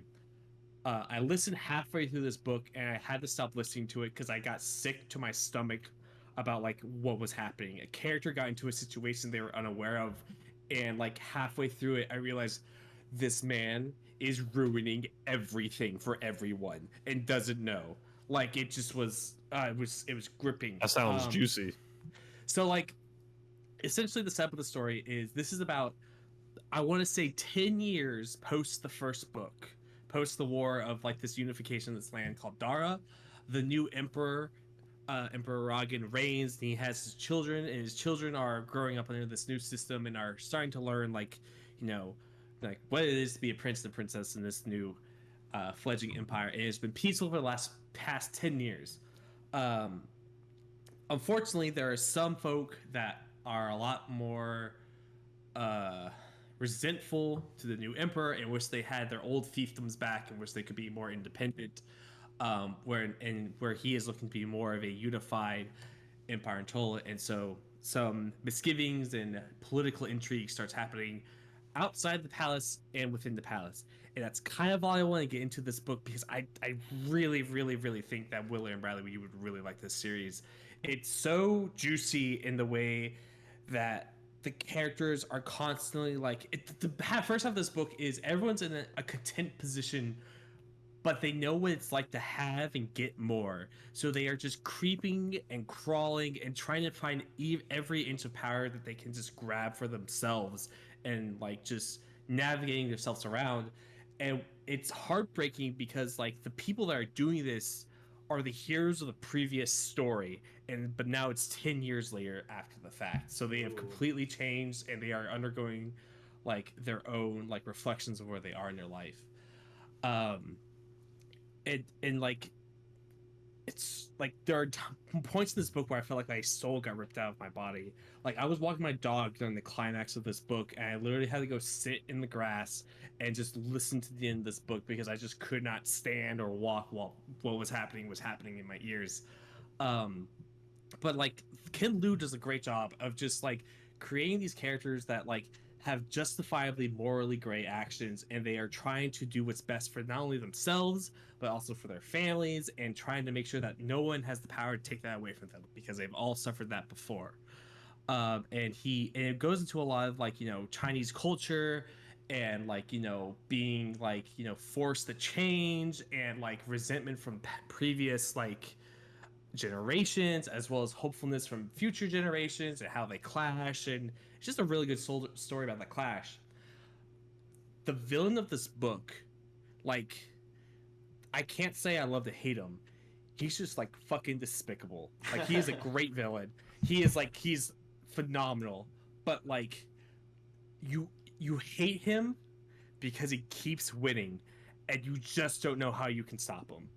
And it's just one of those. That's a fine line, because there's like, if anyone's watched Game of Thrones, there's some villains that just have there's villain plot armor in some shows where it's like, the world bends over backwards so you can torture the protagonist. So you can go a very wrong way with that, but when it's done well, it is a very unique experience. Yeah, and this villain, like, this villain doesn't even show up until halfway through the book. I love Kira. And you immediately go, oh, this man is turning the whole world upside down. And then you get to his backstory, and you're just like, this man has been despicably right since birth. Like, he understands what it means to survive and what it means to, like, to get power and keep it. Like, he has no reservations on it. Like, he is determined and just, like, iron-hearted, and, like, he is, like, no, like, he is emotionless, I would say. He's so good. It's giving the way you talk about him is giving me either like a Gus Fring vibe or like I'm not far into Vinland Saga, but like a Vinland Saga style villain vibe. Like that's the vibe. I would say more on the Gus Fring vibe, but not as low key as Gus Fring. Okay. Like, he's much more bombastic. He's a little more Lalo. Yeah. More Lalo would be appropriate, but like, this guy is fucking like plots, and like the best way to describe him is like, imagine the Joker with an actual agenda, with his planning and his thoughtfulness. Like, just like, it's like I know exactly what I need to do to manipulate this person and doing exactly what I want. I am then going to use that as far as I can, and I know what he's going to try, and I'm going to make sure he is not able to do that. Like, he just knows everything he needs to do, and he says, fuck your ethics, fuck your culture, it's all about power. And it just clashes great with what this family has to go through. And then the ending of this book is just like, it really is like, you just see it's just soul wrenching. It like, everything about everyone you love is just torn away from you, and it's great, and it's peak, and it's so good. I had to stop. I finished the book. It's like, okay, that was a lot. I'm going to hold off on the third and fourth book for right now, because it's like, it was a lot, and there were about 24 hours of Audible time, maybe even a little less. But they were very, very, very good. I think I still like Grace of Kings more, as just kind of like the way that it made me feel, I would say. But this for sure is like a much better story, because it's more focused on characters and less on the world. But the world doesn't suffer from his world building, does not suffer from it. Like, Ken Liu creates this world of Dara and its land and its islands, and it really fleshes out its culture and shifts the viewpoint a little bit further in another direction, and builds this whole other place that also like is very much like rich in like its backstory and its life and things like that. God. And ties everything back to it's so good. It's really, really good. And the third book is like set up to like be crazy. And like, I understand now why the story is called the Dandelion Dynasty, because of the way dandelions work. Okay. But yeah, it's fucking great. Bradley, I think you would really, really like this series a lot. Willer, I think you would also really enjoy the series. Well, I was about to say, this writer's name was so familiar, and he's not the writer of the Three Body Problem. Yeah, he translated he's the translated problem. it. And so it's like, there's a lot that goes into translation aside from just one-to-one mapping this word to that word. So in a way, like, I've gotten probably some taste of this dude's writing, but like that sounds interesting to me. For me, it's just rare to see Joe speaks so high. Even when Joe loves something, he's kind of reserved. He's like going off on this. It must be. It must be really good. It's just one of those things where it's like, I really, really want to talk, especially Willer. Like, Willer, you would love just the way characters are in this book. There's a character named Gia, who maybe controversial, probably a better Cersei Lannister. And I just think she is so interesting. Yes, she's so interesting. So like, because the thing about Cersei is like, there's almost like a mustache twirly bit of Cersei, right? Like, Gia is so much more reserved, but as much, if not more, as cutting and plotting. And here's the thing: I can enjoy a mustache twirler, but I also quite enjoy when you can avoid it. Yes, and, like, you can still get the energy across. She has this fucking line at the end of the book, and it's just so horrifying. She is so like, you're like, oh, you literally thought of everything since the second chapter. Like, it's fucking crazy. It's like, sounds kind of sick, bro. Yeah, and like the one thing I will say is that, especially in book one, a lot of the characters make moral decisions that can really like push people off of like being sympathetic for them, like really hard. But I think it's all in point of really painting this picture of like not everybody's perfect, and being in power, you're even more, your imperfections show even more. So I think it's just something to keep in mind. Is like people make these decisions, and sometimes it's the heat of the moment, and sometimes it's like you gotta do what you gotta do, and you just need to like keep that in mind. But yeah, I highly recommend this series so far. The third book I'll get to eventually at one point. I'm right now listening to Leviathan Rises, which is the first book in the Expanse. I'll talk more about it, but right now, like the first half was kind of like, it's fucking, what are we doing here? What's going on? I'm in the second half now. I'm like, ooh, things are finally coming together. Thank God. So I'll talk more about that later. Ooh, baby. Yeah. All right. Well, that was a pretty promising way to talk about that book. Maybe if I wasn't reading, like, these guys got me out here reading trash, and Joe's over here being like, bro, I got a exquisite Chinese buffet just across the table. This is also the book with the tax test that I made me laugh. I know you love your tax test. This is well known. Oh, it's so good. I refrained from commenting on it, but you did it yourself, so. Trust me, you'll love that section. It's so good. Anyways, I love the tuning exams. It's true. Okay. Yeah. All right, I have video games. Okay. God, during my vacation, too many video games came out. Oh, it was so bad during that time. And I have not recovered yet, but I will talk about two that I am putting aside for a little bit later. One's Tekken 8. Tekken 8 is the newest Tekken, of course, and it's been since I think 2016 since a brand new piece of Tekken I'll look it up has for come you.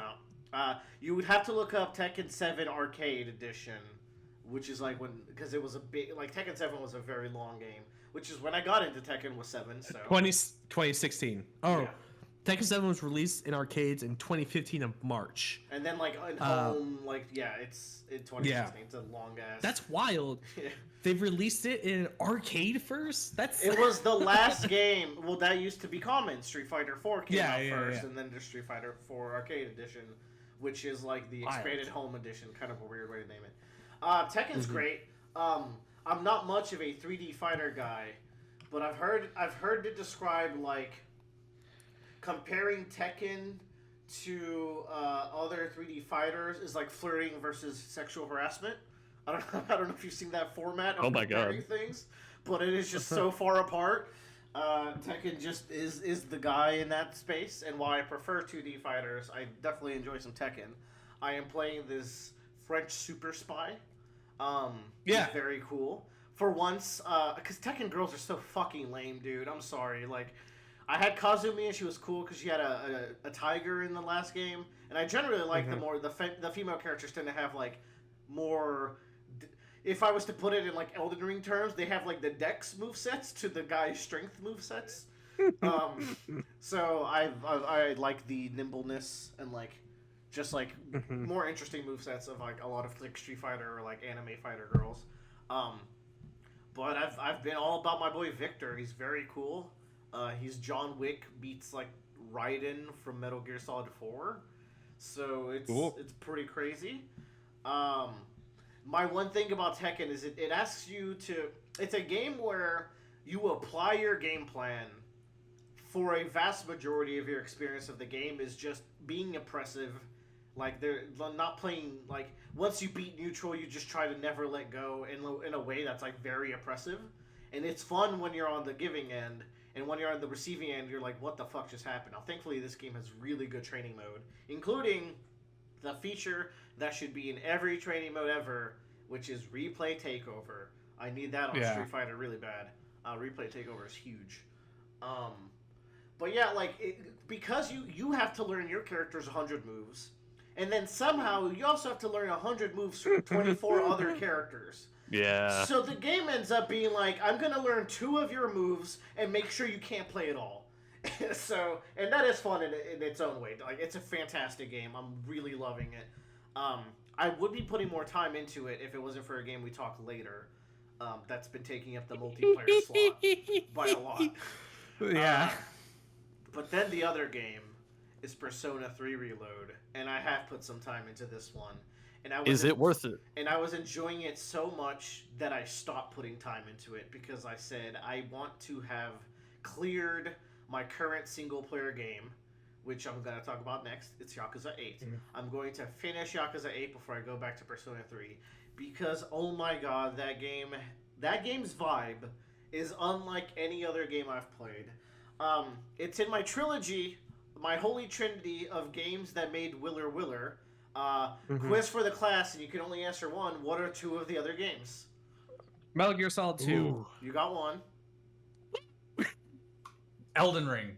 No. No. If it's not Kingdom Hearts, it should be. Yeah. Kingdom Hearts 2. Ape Escape. That's a good one, but no. This made me appreciate game stories, like this trilogy. Mega Man X. No, Battle Network. Phoenix Wright. Oh my god! Right. You got Joe knows the other one. Mother You guys- 3. It's Mother it's 3. Mother 3. Yeah. Bradley, Bradley. We're gonna have a There we talk go, there we after go. the podcast. We're gonna have a talk, you and me. I got that. That's these games I played all pretty close to each other, like in probably like a 3-year gap of my most formative years, and like they kind of defined what I like in video games. Persona 3 Reload is a much needed remake because in the original Persona and Persona FES, which is the version I played. Now, I did not play FES when it came out. I just on a whim, it was $10. I worked at Domino's, so I had some good cash. I was just buying games left and right, like on the PS Store. Bought this game, fell in love. Yeah, like in that game, you couldn't control your party. You had to give them like commands of like be aggressive or try to heal or like use support moves, and you just have to kind of like mastermind your AI like partners to do what you desperately needed them to against easily the hardest Persona game, and it's not even close. Like Persona 4 and 5 are a fucking joke compared to Persona 3. So put those two together, and you are suffering. But I love that suffering. It's the first Persona game because Persona starts at 3, just like JoJo's. And more importantly than that, it has the best story of the games, and I think probably the best theme that has ever been in a story period. It's the most important universal theme that a story can tell. I won't get too much into it, but if anyone who plays it knows what I'm talking about, like it's the best universal theme, and the way it tells that story is fantastic. Which is why when I start playing the remake, there's new music, it's fucking bopping, the graphics look great, the combat is juicy, the UI beats Persona 5's, which is like a sentence that shouldn't be said, but it does. But like Persona has like its own like stylish Phantom Thief. This has like this vibey like advanced UI. Like they've changed the game. Advanced UI. Like Persona games now have a new level of UI unknown to mankind, and they're great. I'm so looking forward to, because I haven't looked at this story ever again since I played it. It just stuck with me, and I let myself get foggy on all the details. So Hey, that's the best way to do it. I'm pretty much going in back fresh. One day I'm gonna hopefully be able to do that with 13 Sentinels, but I think I've experienced 13 Sentinels so much since I've played it that I'm probably just never gonna forget. So you got to put it away for like 15, 20 years at least. I need you to hit me over the head so I get amnesia. I know. And then we'll do that. So putting that off for later. I did 1 month worth of the journey. What's upsetting is that no one's getting this game. Tyler, you're never gonna beat 5. Just play this with me, bro. I want to talk to someone. This game is on Game Pass. I own it. Yeah, turn it on then. Do it. No, I'm playing other games. Turn it on. Can you turn it on one day, please? I might have some time in September. Oh, dude, it's so good. And what's cool about Persona 3 is above the other two, especially 4. This is my main complaint with 4. It does not cater to the wish fulfillment side of high school as much as the other two. Because in 4, you are the Giga Chad, everyone loves you, your party gets in every single hijinks they could possibly get, every anime trope is in the story like it's a checklist. They hit everything. It's your perfect like high school year that you could possibly go in. B5's a little bit more measured. You're an outcast in the school, but you find your little group of outcasts and you're the center of that group. In P3, you're basically co-workers with your party, and you have to learn how to make bonds. And it has that barrier there, makes it a lot more human to me. But then also the social links, some of them are just like straight up unlikable people. Like, the other games have 1 or 2 unlikable people. Here we're dealing with like 4 to 5 to 6 fucking weirdos in uncomfortable situations, and watching an old couple go through the last days of their life as the husband has dementia and you're the surrogate son that they never had, and then you're dealing with a guy who has cancer, and like it's just depressing and great, and I love it. And you're dealing with this, the first social link you get is the most obnoxious kid you've ever hung out with. You're like, fuck, I remember hanging out with him in high school too. Because that's the real high school experience, is you had nothing else to do, and you knew nobody else, and no one else was available, so you hung out with a kid you didn't like that much. And that is the P3 experience. So You're so right. it really hits those notes. Now, with that aside, what I've been sinking most of my time into is Yakuza 8, aka Like a Dragon, Infinite Wealth. This game coming out kickstarted the next topic, which Joe will talk about, I think. This is the sequel, like a very direct sequel to Yakuza 7. In no time in the series has it been a more direct sequel than Yakuza 8 is to 7, where like right from the get-go, we're talking about the final plot twist of the story. We're talking about them not dancing around them. We're just saying every single detail. And I really, really, really respect that. They just said, fuck you, go play the other one. I love it. Because of that, it makes the storytelling so much better. This game, there is so much game in this fucking game. It is an overwhelming experience. Like, Persona levels of, like, what the fuck am I gonna do next? There's so many side mechanics, so many deep mini games. I spent 12 plus hours, I think. It has to be so many hours, at least 8, in a Animal Crossing Sims hybrid mini game that you create an island, you furnish it, you invite people that you meet in the normal game, you invite them to your island, they spend money, you earn Dodonko bucks, you convert those Dodonko bucks, and then you convert your resort into a 5-star resort that anyone wants to go to, and I finished that yesterday, so I can now beat the game for real. Except I haven't completed the Pokemon minigame that is just also a part of the game, where the enemies you fight you can catch and then fight in the Sujimon League, which is a whole other thing, so I need to complete that too. This game, I'll have to spoil it a little bit to talk about why it's incredible. But I think Joe would know at least this much. This game Probably has 2 protagonists. It has Ichiban from Yakuza 7, but it also brings back Kiryu from Yakuza 0 through 6 plus Gaiden. So he's been in 7 games. I mentioned in Game of the Year that I'm upset that Kiryu's still in these games because he had a really good ending in one of the games, and then they brought him back a little bit in the game after, and then they brought him back as a central character in the game after, and then they brought him back for this one, so I came in a little huffy. I was fucking wrong. This series has become One Piece levels in building upon itself, and it has a rough start, and Joe's going through that rough start right now, which is, after you play Zero, you unfortunately have to play Kiwami, which has its strengths, but is dated. It's 2001 gaming, but I ain't talking about the Metal Gear Solid 2 type. No. Talking about the normal 2001 game storytelling, because it's a remake of that game. And then you have to play 1, 2, 3, and 4, which all have some dumb stuff, and then you reach 5, which is great again, and then you're back at 0, and then from that point on, it's one of the best gaming franchises you could play.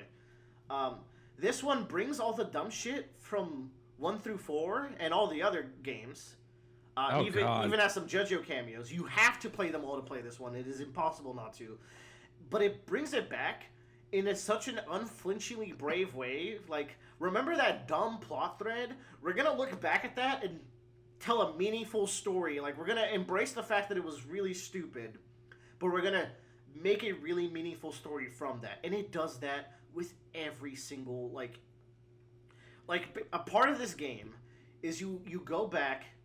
Kiryu's not doing so hot at this point of the storyline, and you're kind of going back and looking at all his regrets, all his memories, all the people he hasn't seen in a while, and he's reflecting on them or touching back with them with the help of basically his oldest friend in the series, which is the detective called Date. Which Joe knows Date now by this point. Yes. By the way, Date is goofy as fuck until 6, where he becomes great, and then in this game, he's like one of the best characters in the series, so go figure. And the game really relies on that nostalgia, but also reflection of the past, and it's doing it in such a perfect way. But it's also bringing the games have always had this mysterious boundary between what actually happens in the sub-stories, like did it happen or not? Like did Kiryu actually manage a cabaret club in the 80s, and did he actually do the pocket circuit races? This game says yes, he did it all, and it like grounds it a little bit, but then he's like with his crew, and he's like, yeah, that reminds me of the time I fought a giant octopus in the spearfish minigame of Yakuza 6. And Wait, that's just a Family Guy cutaway. Yeah, but like, Kiryu's life has been a Family Guy cutaway. Like that's that's kind of what these games are. and it has all these serious plot lines, and all the characters are like, Kiryu-san, are you joking with us right now? And he's like, no, I did that. It was real. It was cool. And that's like the vibe that Kiryu has in this game, and it's so good. Like, it has elevated him as one of the greatest characters in any piece of fiction, and I haven't even finished the game. I'm so worried about what his finale is going to be at the end of this game, the way it's setting it up. Like, I kind of dread doing the ending. I'm at the second to last chapter. I'm near the end of it, too. So I'm probably going to beat it tonight or tomorrow. And I'll have a quickie next time. So that's the Kiryu side of things. It's a JRPG, and that comes from protagonist Ichiban from 7, who is like borderline schizophrenic, and he's like, yeah, I see the world as an RPG. Like when I fight dudes, they turn into monsters, and then when you control Kiryu, like Kiryu's like your Jotaro Part 4 when you're in the first few chapters in Hawaii, and he's like the strong guy in your crew. Like he's in your party, and you're doing the turn-based combat with him. But then when you play, like there's a chapter where Kiryu becomes the main character, and then Kiryu's like, oh shit, I see them too now. I also see the world as a JRPG now, and they're like, for no reason in particular than just to explain why things are happening. It's like, just roll with it, whatever. It's goofy. On the other side of the storyline is Ichiban is doing is the game is moving mountains and also making him one of the greatest characters ever made. So I have 2 peak protagonists in this game, and they're being elevated, taking everything that the games have done prior, hiding nothing, and just elevating these characters. And all that to say, like, this might end up being the best in the series and one of the best games ever made if it sticks to landing. Like, that's where I'm at. I have some hours still to go. I have a chapter and a half and a couple of side stuff, but I played the fuck out of this. I've done every sub-story I could so far. I've done all the major mini games. I am into it. I've been like, I hear just great things about Yakuza 8, and it's just like, I don't want, like, the only instances I've seen of it is the Reddit ads of Ichiban going Hawaii and jet skiing, and like that's it. That's all I want to see. Dude, I don't even know what like combat or anything looks like in those last 2 games. Like I haven't seen it at all. It's one of the best. If we want to talk a little bit about it, it's one of the greatest turn-based combat systems ever created, in my opinion. The freedom you get, the classes you get, the attacks, like you have so many tools to play with. You can use the environment. It's like everything Chrono Trigger like set up and no one picked up on. This game does. Yeah, it's like that zone-based stuff. Yeah, and like the thing is, 7 was a cute little system, and I enjoyed it a lot. But this made some very smart changes that turned 7's like obviously like first attempt into a genuinely fantastic system. So yeah, like my other favorite game in the series is Lost Judgment, and now I'm like, is this gonna be second or first? That's where I'm at. It's over 0. I know, like, it's rare for a game to be above 0 because that game is insanely good to me. So that's where we're at. I hope I enjoy the ending. I really think Tyler would love 7 and 8, but the thing is, like, you can play 7 alone and you'll be fine. If you play 8 without playing the others, I don't know if it'll hit. Maybe? I don't know, like, just the Kiryu stuff is blowing my mind right now, and it's because I've put the time in and the effort to make it work. So Next time I lose my job, instead of going through One Piece, I'll go through Yakuza. oh, sick. Okay, cool. That's the thing. is- This series is one of those things where, like, if I'm gonna do it, I want to have like a month where I'm not doing anything and I just like dive in. I feel like you'd burn out if you play nothing but Yakuza because they reuse all the assets because they're smart and they Yeah. deserve it. Like I'm seeing animations in Yakuza 8 that I've been seeing since Yakuza 1. Like they're Yeah, Kiryu picks up the guy's head and punches him in the face off the ground. oh yeah, the classic. Now Joe, the hype Yes. for 8 has gotten you to finish Yakuza 0, which you played before. Well, so tell me. I would say the hype of 8 / not having a job anymore. Oh, true. Is, It's just like wait, I forgot. It's just like Tyler said. yeah. But yeah, I so like years ago, I think even before we started the podcast, back in like 2019, I forget even what you said to me. Like, but you were like, Joe, you should play Yakuza 0. I did the same with Bradley. I was trying to get anyone to play so I could talk with me. Yeah. I was making And deals. I was like, yeah, I'll play it. And I did the unfortunate thing and got it on the computer because I think it was on sale. Mm-hmm. And I played halfway through it. And I upon reflection, I figured out why, and I'll get to that in a second. Oh, cool. I got halfway through and I stopped playing. And partial of that was that I don't like playing action games on a computer because I like laying back and just kind of pressing buttons and everything when I do that. Yep. And having to sit in an office chair really throws me out of the moment in terms of like what I want from an action game. So lost my job, moved back home with parents. I finally was like, fuck it. The only way I'm going to be able to play and finish this game is if I actually rebuy it on my PlayStation and play on my PlayStation. So I did. I played it. From the start, no less. From the start. Technically for the third time because I restarted on my computer. I got up to a point and then I moved and I was like, I don't have my computer. I won't play Yakuza 0. And then it fades off as things do. Yeah. Yeah. And it's just like, you know what? I've already seen the opening cutscenes. I can skip all of that and it's going to really accelerate where I was before. It's like, okay, let's do it. Went through it, do it. Here, the thing about Yakuza 0. I'm dreading this conversation. I can't call it like a peak game for me, in my opinion. Like I enjoyed it. I had a really fun time, and like I was playing through it, and I'm like, oh, this is fun. I'm really experiencing it. I really like the plot, like the gangster plot of Yakuza 0 a lot. I think it's a really cool Okay. Like If you told me you didn't like the plot of 0, I was okay. You can say whatever now. Okay, we're good. Yeah. I was like, how the fuck did you? Okay, we're good. Makoto, can we just talk about Makoto and Majima for just 1 second? Oh my god. Okay, moving on. I really like the plot of Yakuza 0.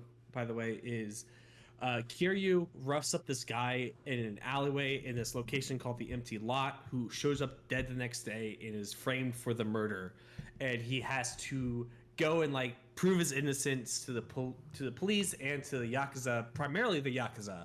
Meanwhile, Majima, the other protag, is trying to escape his sort of imprisonment where he's forced to run this cabaret club with no gilded freedom. cage, yes, as they called it. He's running a cabaret club because he did some stuff in his past that got him thrown out of the Yakuza, and now he's trying to like buy his way back in. I really liked Majima's storyline a lot more than Kiryu's, if I'm going to be honest. I think that's common, but Kiryu's storyline is still very good because of the stuff with Nishiki, I think. It's solid, I will say, but I feel like Majima's is a lot more like Kino. This is the character that's being affected most by the situation. Oh, yeah. Like he has a lot more on the line. Because I think down to it, Kiryu would have been like, I'll just fucking stop being a Yakuza. I don't want to, but I'll do it. Like I don't know. Kiryu is... I don't think Kiryu. No, he idolizes Kazuma too much to not follow in his footsteps. To be fair, the reason why he's doing it is primarily for Kazuma. That's like the main reason why he's doing it.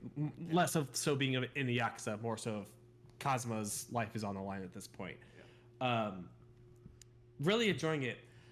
The thing I have with the game is that I think the action part of the game is not gripping enough for me to like really really enjoy it. Hey if that Joe, makes sense. true. Yeah. You're right. Yeah. Like, and that's like the kind of frustrating part of it. It's like this is like the central part or essential mechanic of your game, but it's not nearly as engaging. And it's sometimes very frustrating. Like, I don't think there was a single boss in Yakuza 0 that I would call like, oh, that was a really fun boss fight. It just feels like this is a really tough enemy with a health bar. It's like, the thing is, I love every boss, but it's because of like the atmosphere of plus who they are. the character plus atmosphere plus music plus cutscene combo. But the fight itself is just like, I hope you don't block this. Like, I'm praying. Like it's like Kuze, like fighting him in his like fucking Kuze's office and having a guy chase after you the whole time is very funny. And that guy ends up killing a very important character, if you remember. Yeah, Holy shit! I was and Kuze's funny. He's great. And Kuze's got some nuance to him, where like you see that he is like he's the Yakuza that literally has no other avenue of being a person. Like he's not smart. He's not clever. He can only beat people up and be aggressive. And if he can't do either of those things, he's gonna keep trying. Yeah, he's gonna keep He's trying. He's gonna find you in a sewer, bro. He's gonna do it. God, fuck! I can't believe you fight him. You fight this motherfucker 5 times. P gaming.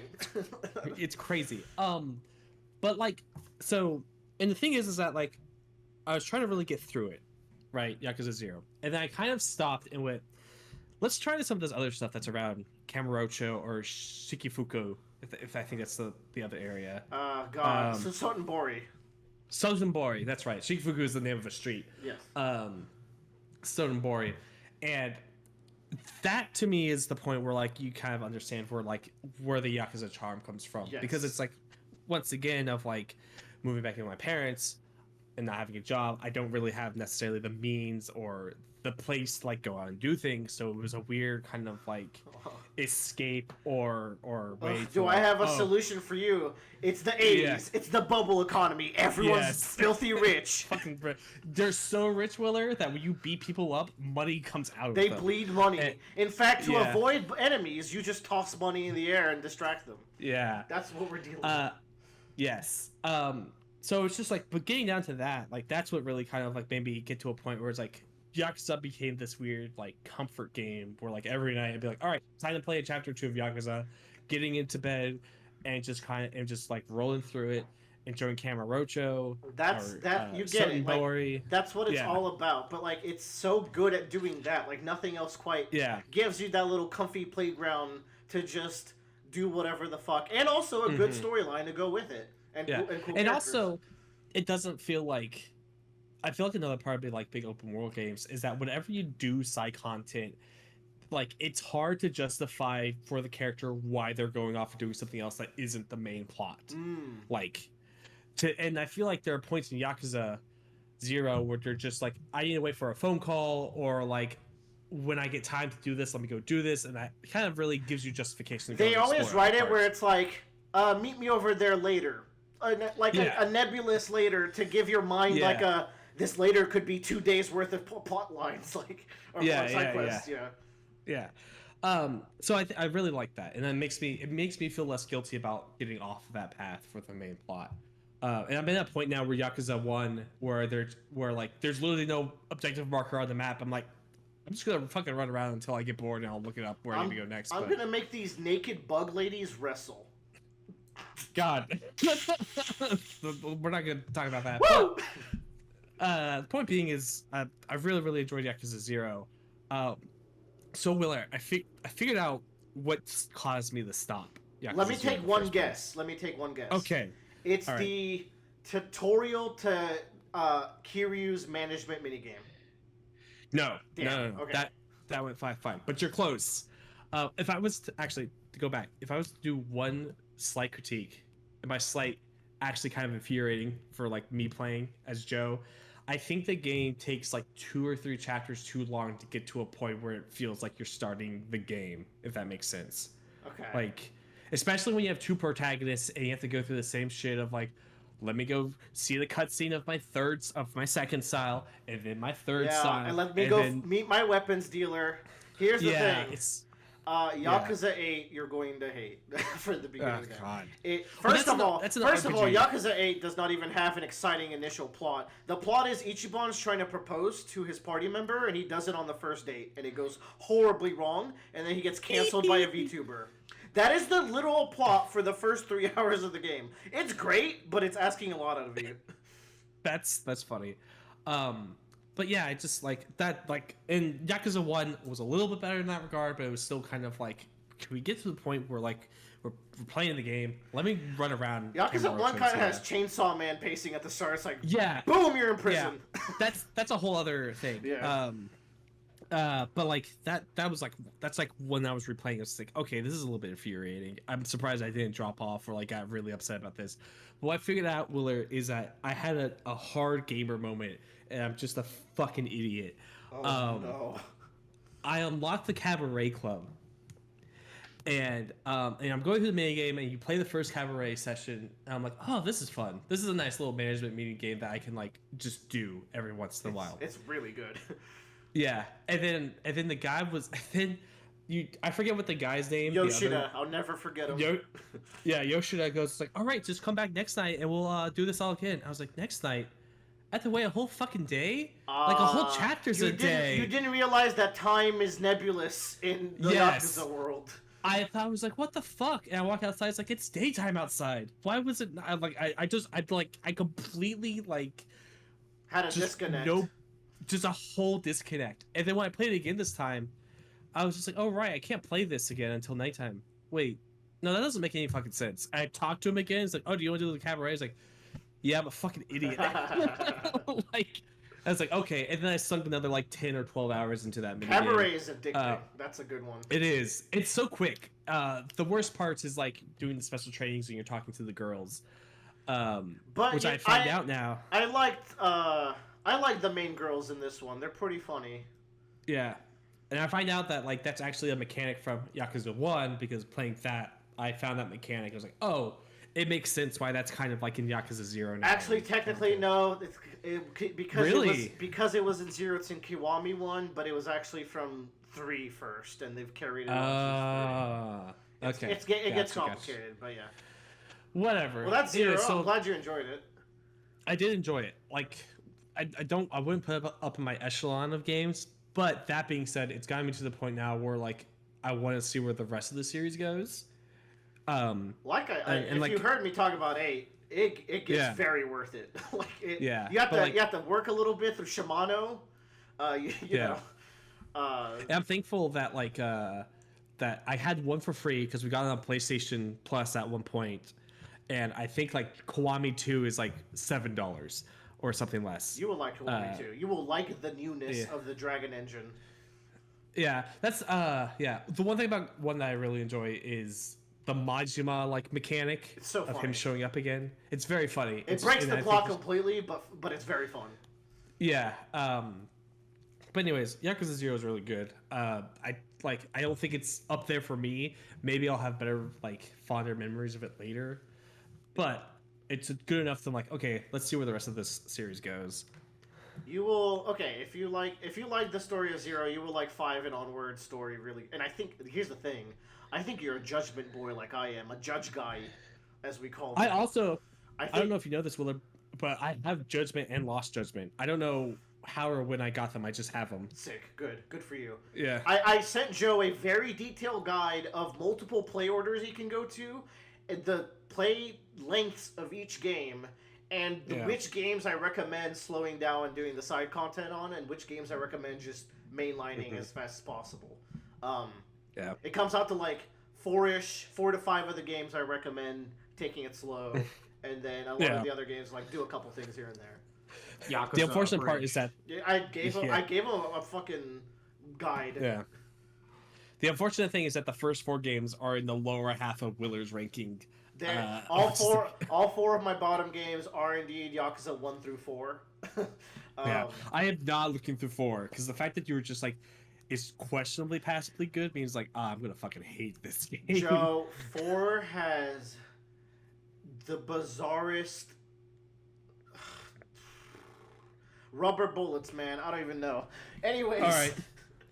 Moving on. Tyler, you've been playing Dominion on the digital simulator or like game that they released for it. What's up with that? It's like made by the creators, I guess, like the actual company. Yeah. It is just Dominion. It's just Dominion. That's it. It's not on Tabletop Simulator. It's not there anything else. It's Good. just Dominion, man. Hey, that's it's the also thing, free. though, is like Yes, it is free. you can always just play a game on Tabletop Simulator, but sometimes it's nice when they make like a dedicated Yeah. standalone. Yeah. With like I think Yeah. it's With, like, also thought-out on UI. mobile devices Yeah. as well. It is. It is on mobile devices. what's And crossplay and cross save. that's Yeah. Have you played with? Have I played with what? cool. Oh no. Oh, have you played against AIs yet, Tyler? I have not. It's everyone takes their turns simultaneously, and it's fucking confusing as hell. Like you don't know what anyone's Sounds actually awful. playing. Yeah, I don't want to Yeah, do it's- that. No, it's like legitimately like the game's like you have to like play your turn while the computer's going. I'm like, what? Yeah, just go. It's like I am fuck. Okay, why do I have negative cards? What's happening? It's Awful. Yeah. awful. It's yeah. It's I've got all the expansions. I dove into that, so Cool. if I'm playing on the go or if I'm playing with friends, we have access to everything because only one person needs to own the expansions. nice. That's really good. Yep. How much was the total? Was it like $40? I don't want to talk about that. Alright, cool. Anyways. I think it was $100. Oh yeah, okay, that's fair. I'm gonna spend $150 later this month. That's fine. Which, you know, if you think about it, now I own all of Dominion. Like, I've been wanting to own Dominion for years. Yeah, fair. It's like, I can own this version and play with my friends whenever I feel like. Yeah, And it's not as fun as in-person Dominion. It doesn't have the same feeling, but it's Yeah. still nice. Yeah. it's a really solid like adaptation, and the fact that it's free is great. I think they're really trying to like push to like get one person to just buy it and the rest of y'all can play. And I think that's a good model to have.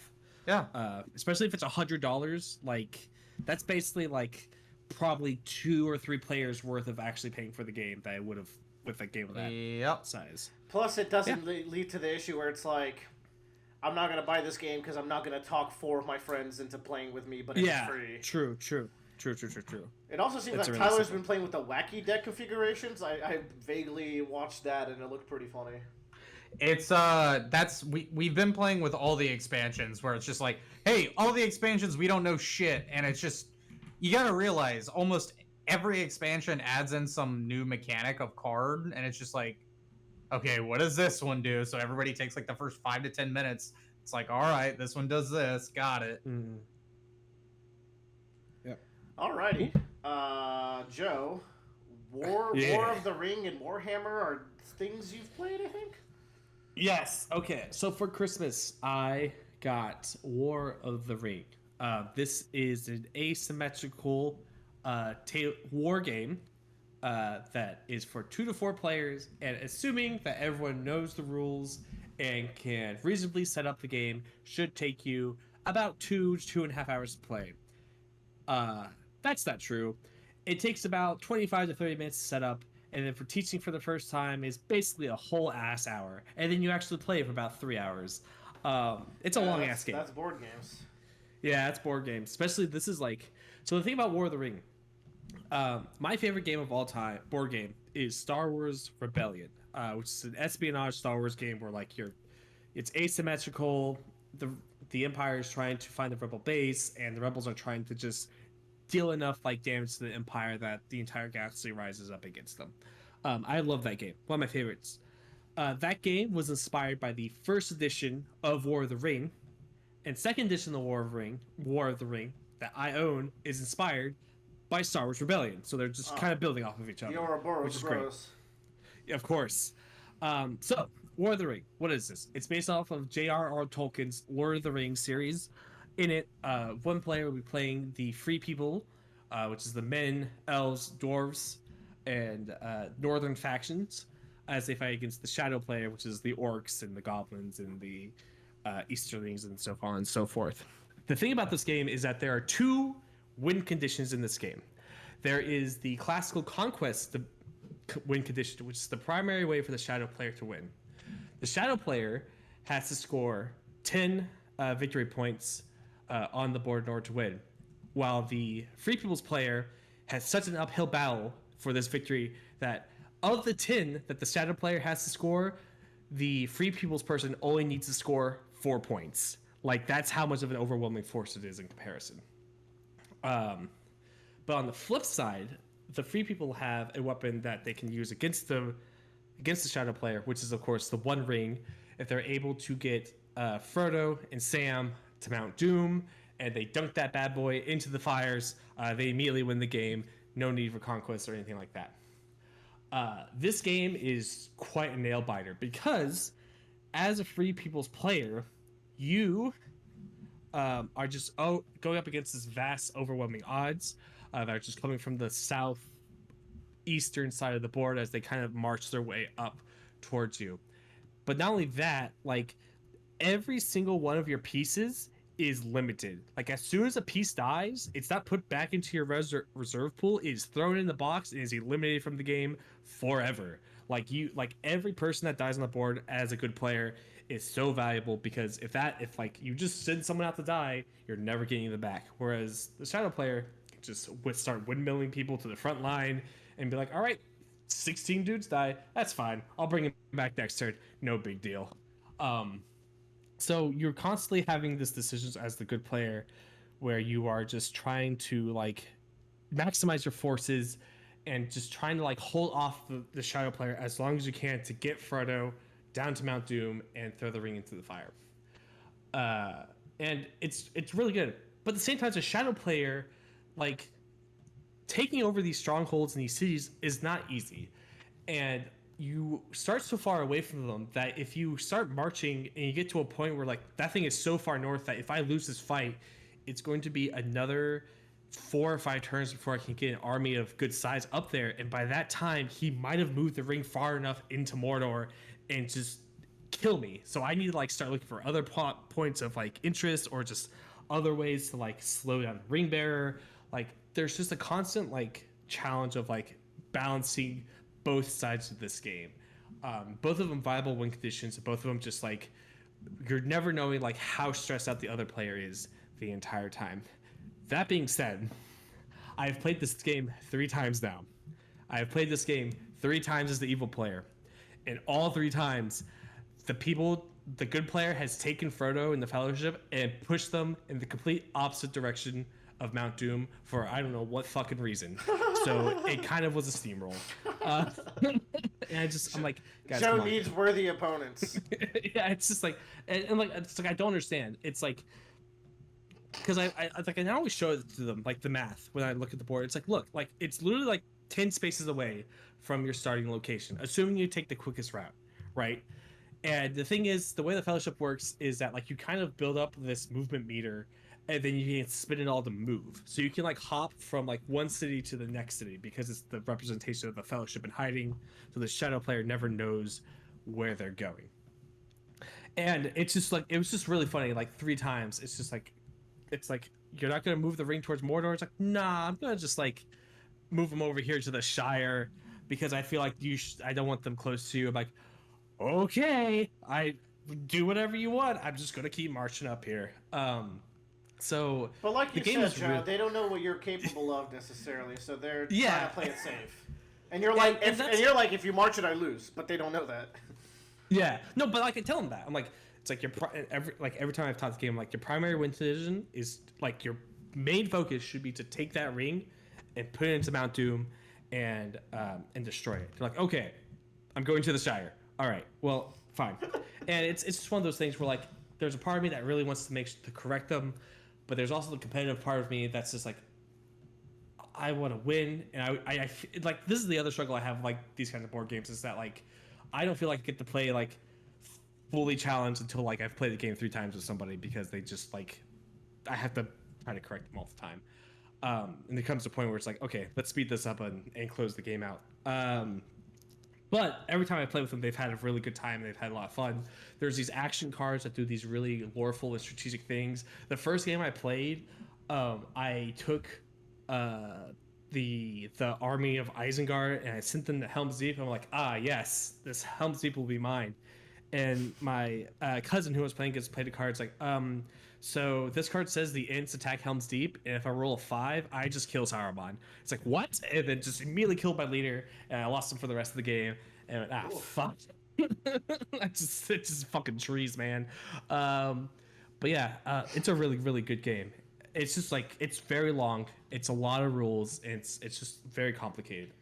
But I highly recommend the game. It's a shame it is that long, because if it was shorter, I'd almost recommend bring it over to like a get together sometime. But but it also is like, it says 2 to 4 players, but it really is a game for 2 players. Like the third and fourth player are basically just like, it's like kind of like giving the Mad Catz controller to your like baby brother and not plugging it in kind of a situation, where it's like, you have control of these. But really, there's going to be one person that's going to be taking the overall charge of the situation. It's kind of like being Pippin. Yes. Is that accurate? I haven't watched them in a while. I don't think that's accurate. That's not too far off. But yeah, you're kind of just pushed around to like that person ends up getting pushed around where you need to go. But I really, really have enjoyed this game a lot. In comparison to Star Wars Rebellion, you're almost like told to like don't fight anything. Like as a Rebellion player, you should be just trying to look for places to like quick strikes in and out, get out of there. Whereas in War of the Ring, it's just like, you have to do sieges, you have to attack the castles, there's going to be fights and you're going to have to deal with it, so you need to figure it out. And I think it's a really good change of pace that like allows me to have them both in my collection. But anyways, 5 stars, great game. It's just I need to get my friends up to speed about how to play a game. But oh god, there's still Warhammer. Yeah, sorry. Finally, so Warhammer 10th edition came out last year. To give you an idea, imagine if League of Legends went, hey, for our next season, we have gone ahead and just redone everyone's abilities completely. That's basically what 10th edition is. Which makes it a new game. Oh man, that would be a great game. That would be a new game. It's just like we've gone through all the armies. All the sheets of the armies have completely changed. There's a whole new, like, best way to describe it, UI for your stat sheet for your armies. So like they're more condensed, they're more streamlined.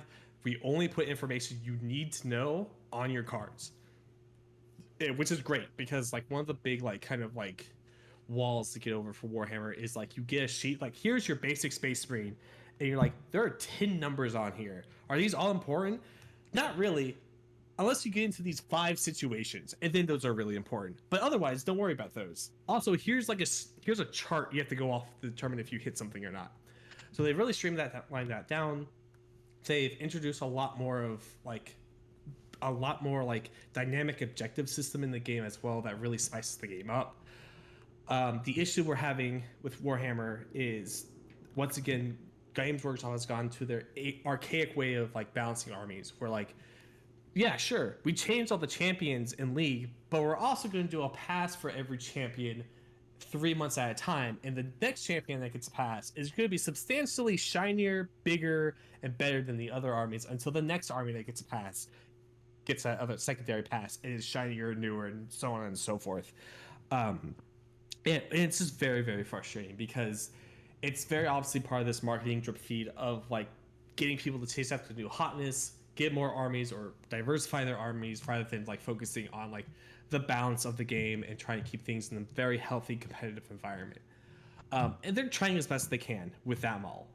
I just don't think it's really working, and I wish they would move to a more digital model and less books focused, but here we are. That being said, I've played about 4 games of 10th edition now, and they've been very, very good. Like, I don't think I've had a game that feels like unwinnable or just felt like unfair or just felt had tons of grievances. I think the rules have the best they've ever been in clarity, with the exception of their terrain rules, which still like they can't get their head around it, of how to like describe how terrain should be working and how it shouldn't be working. But that being said, like everything in your army now does something, which was a big problem I had in previous editions, where like you just had units that were just like, this is a unit, it just hits things. It's like, okay, but like, is there anything cool that it does? It's like, nah, it just like hit things real good. I'm like, okay, that's kind of boring and niche. And you read these like paragraphs of lore of like, oh, this special infiltration unit is able to infiltrate places. They can put bombs down and they like, blow up enemy factories before they hit the front lines and yada yada yada. It's like, oh, that's really cool. Is that represented on tabletop? No, not really. They just kind of like, you can put them in a cover like 2 inches forward and that's about it. It's like, all right, cool. But they've gone back. But they've gone back down. They've been like, okay, now this leader, and they've gone back and they're like, all right, now you can put leaders in your units for the first time since like 7th edition. And depending on which unit they lead, that unit gets a new bonus and new benefit, which makes you really think about like what leader do I want to put in what unit for that buff, which is really, really cool because it makes those like otherwise smaller or more like minuscule units seem a little bit more like central to your game plan, and you can make them more like, this is my big blob of orc boys and I'm gonna put my war boss in there. That's now the big like boss unit of my army, and it's just a bunch of boys. It doesn't have to be like this big mech. It's just a huge swarm of these little dudes, and I really, really like that. It's just overall like really good in competitive scene. I think right now it just feels really, really good to play. I've had a lot of fun playing it. It still takes 2 to 3 hours to play, and it's a bear to like actually go down and go and play with some people with it. But I've been having a good time, especially moving back down here where all my Warhammer friends are, and we get to go play every once in a while. But yeah, it's good. I just want to catch all up on my hobby and like where that's been. Yeah. Joe, I have some coworkers at work that I talked about this with. Yeah. I have my Necron dice at work. They were like in just my insert on like my desk organization. He was like, "Oh, you play?" I was like, I tried battle teams, Yeah, kill teams. Yeah, kill teams. Yeah. I'm glad it's still ongoing. It's never gonna end. Nope. But man, what an expensive hobby. It is. It is expensive. My friend has a 3D printer now, and they've been printing the more mid-sized stuff that's like very much like, okay, I need a lot of these like transport units, but they're $50 a box, and I need like 6 of them. I'm not gonna. You wouldn't download a transport unit. You'd be surprised. Are they against that? Like, they really probably don't want that. They do not want that at all. But like, if you can get a good sculpt out, and you just spray paint and paint it up, and it looks like 90% the real thing. Do hobby stores that run tournaments care? Depends on the hobby store. Now, like, Joe, if it's just go on. If it's just like an independent store, kind of like Common Grounds, they're not going to care too much. If it's like a Games Workshop store, they're going to be like, yeah, you can't do that here. It's like, all right, fair. Now, if you have one of these indistinguishably painted ones and you win a tournament, are they going to like check them out? Are they going to like see if they're real or? I don't know, because that's never happened before, as far as I know. So like I'm not looking to compete up here in LVO anytime soon, so that's not a problem for me. But like, and the more casual side of things, it's like my friends go to an RTT, which is like a Rogue Traders tournament, every like month or so, and they have people that come up with like their 3D printed stuff, because the hobby is expensive, and like we do as best we can. But when you're asking your players to pay $50 for their updated rule set for their army every 4 to 5 years, it's kind of excessive. And that's on top of like buying the new rules potentially, or buying the new equipment you need to play the game. So like, especially like now, I'm just like, I will buy what I need to buy, or like what I can buy. But when it comes to like shit I need to like get a lot of, I'm not being hesitant towards it. Anyways, that's a knock on the door. I think it's the Games Workshop police. I think they're here to take me away. Bye, so Joe. I'll talk to y'all later. It was nice knowing you. Bye, Joe. Bye. But the funny part is, Joe's not. I was gonna say. So we were talking about the gaming of this year. Yes. Yeah. It's more of a personal issue, right? Oh, I'm so spoiled for choice. I have so many games to play, but there is a game among the games that unfortunately has become a victim. It's a victim. Yeah. I'd like to talk about Foamstars. Because it was good. Willer was so excited for this. Right? Like, So was Bradley. Like we played it. We're like, wait, I'm having a great time. That's the thing. Like it was worth the excitement. The timing, just like, sorry. You realized what true fun was. No, I had true fun. It's just another truer fun came out. What do you mean? Because Foamstars is a Splatoon-like. A hot new genre. Hot new genre. And I think it's doing a great job at it. The way you move feels good. Oh yeah. The guns that you shoot all have really unique aspects. It's a hero shooter, so your characters actually have like a play style that's different than just the gun you equip, which I do like. And they look great. I like the character designs a good bit. Like lots of cool ones, lots of cool ideas, lots of cool game modes. Like Bradley, there's that one. We really like the base kill deathmatch mode. There's like a fun twist where after you get enough kills, someone becomes a star player, and then the star player has to like survive, and like once that person gets killed, the game is over. It's only 7 kills till one of the teams gets the star player, but you can fight your way back, which is really fun. And like there's variety with the modes, and also like you said, the characters, like they have cool designs, but I feel like each character plays more differently in this game than the different weapon types play in Splatoon. Mm-hmm. Like I feel like I'm really fulfilling a different role on the team. And the music is like weirdly fucking bopping. Like there's times where me and Bradley are just playing, we're like focused, and I just go. Stages just look badass too. Man, I'm feeling the music right now. Tyler, as our resident shooter boy, how did you like the one night that we got to play it with you? It was all right. I absolutely didn't feel like playing it a whole lot more. I really couldn't tell what was going on 90% of the time. There's definitely a learning curve to, I feel like, being able to even look at this game. Yeah, I mean, learning curve, sure, but also, like in Splatoon, the paint doesn't stack up vertically. It does not. You know? And in this game, it stacks up, and you can create terrain with it, and it's pretty That's cool. It is a sacrifice for that, but you also see you can see the enemies through the terrain, like they're given icons, so that helps. The game mode we played that you liked so much, I really hated design-wise. It reminded me of like Checkers, which is a poorly designed game where someone is crowned the king and then it just stays in the very fucking back, and as long as you don't move your back piece, you're not gonna lose. Yeah, but I feel like once people start knowing how to like play really well, it becomes like okay, if he stays back and we just get swarmed upon, like are we gonna be able to defend him if their king is also moving into attack? That's the vibe I was getting from them. If their king is moving into attack, then they don't have to attack other people. They just have to attack one person, and it's the king. But then, like, it would be 4 versus 3 because it's 4 versus 1, and it's the king. But that's assuming that your allies can't help you out in the situation. I get what you're saying. I don't assume allies will help me out if I was playing this game by myself. All right. I mean, which playing with y'all is fun. You say that, but Splatoon kids are absolutely fucking cracked, and you can get in any random game and get absolutely stomped by a 12-year-old. So I wouldn't necessarily assume that. Dude, that's the thing. Just a couple weeks ago, me and Emmy were like, oh my god, like we haven't played Splatoon in a hot minute. We hopped in a Splatoon 3 lobby, played like 5 games, lost every single one hard.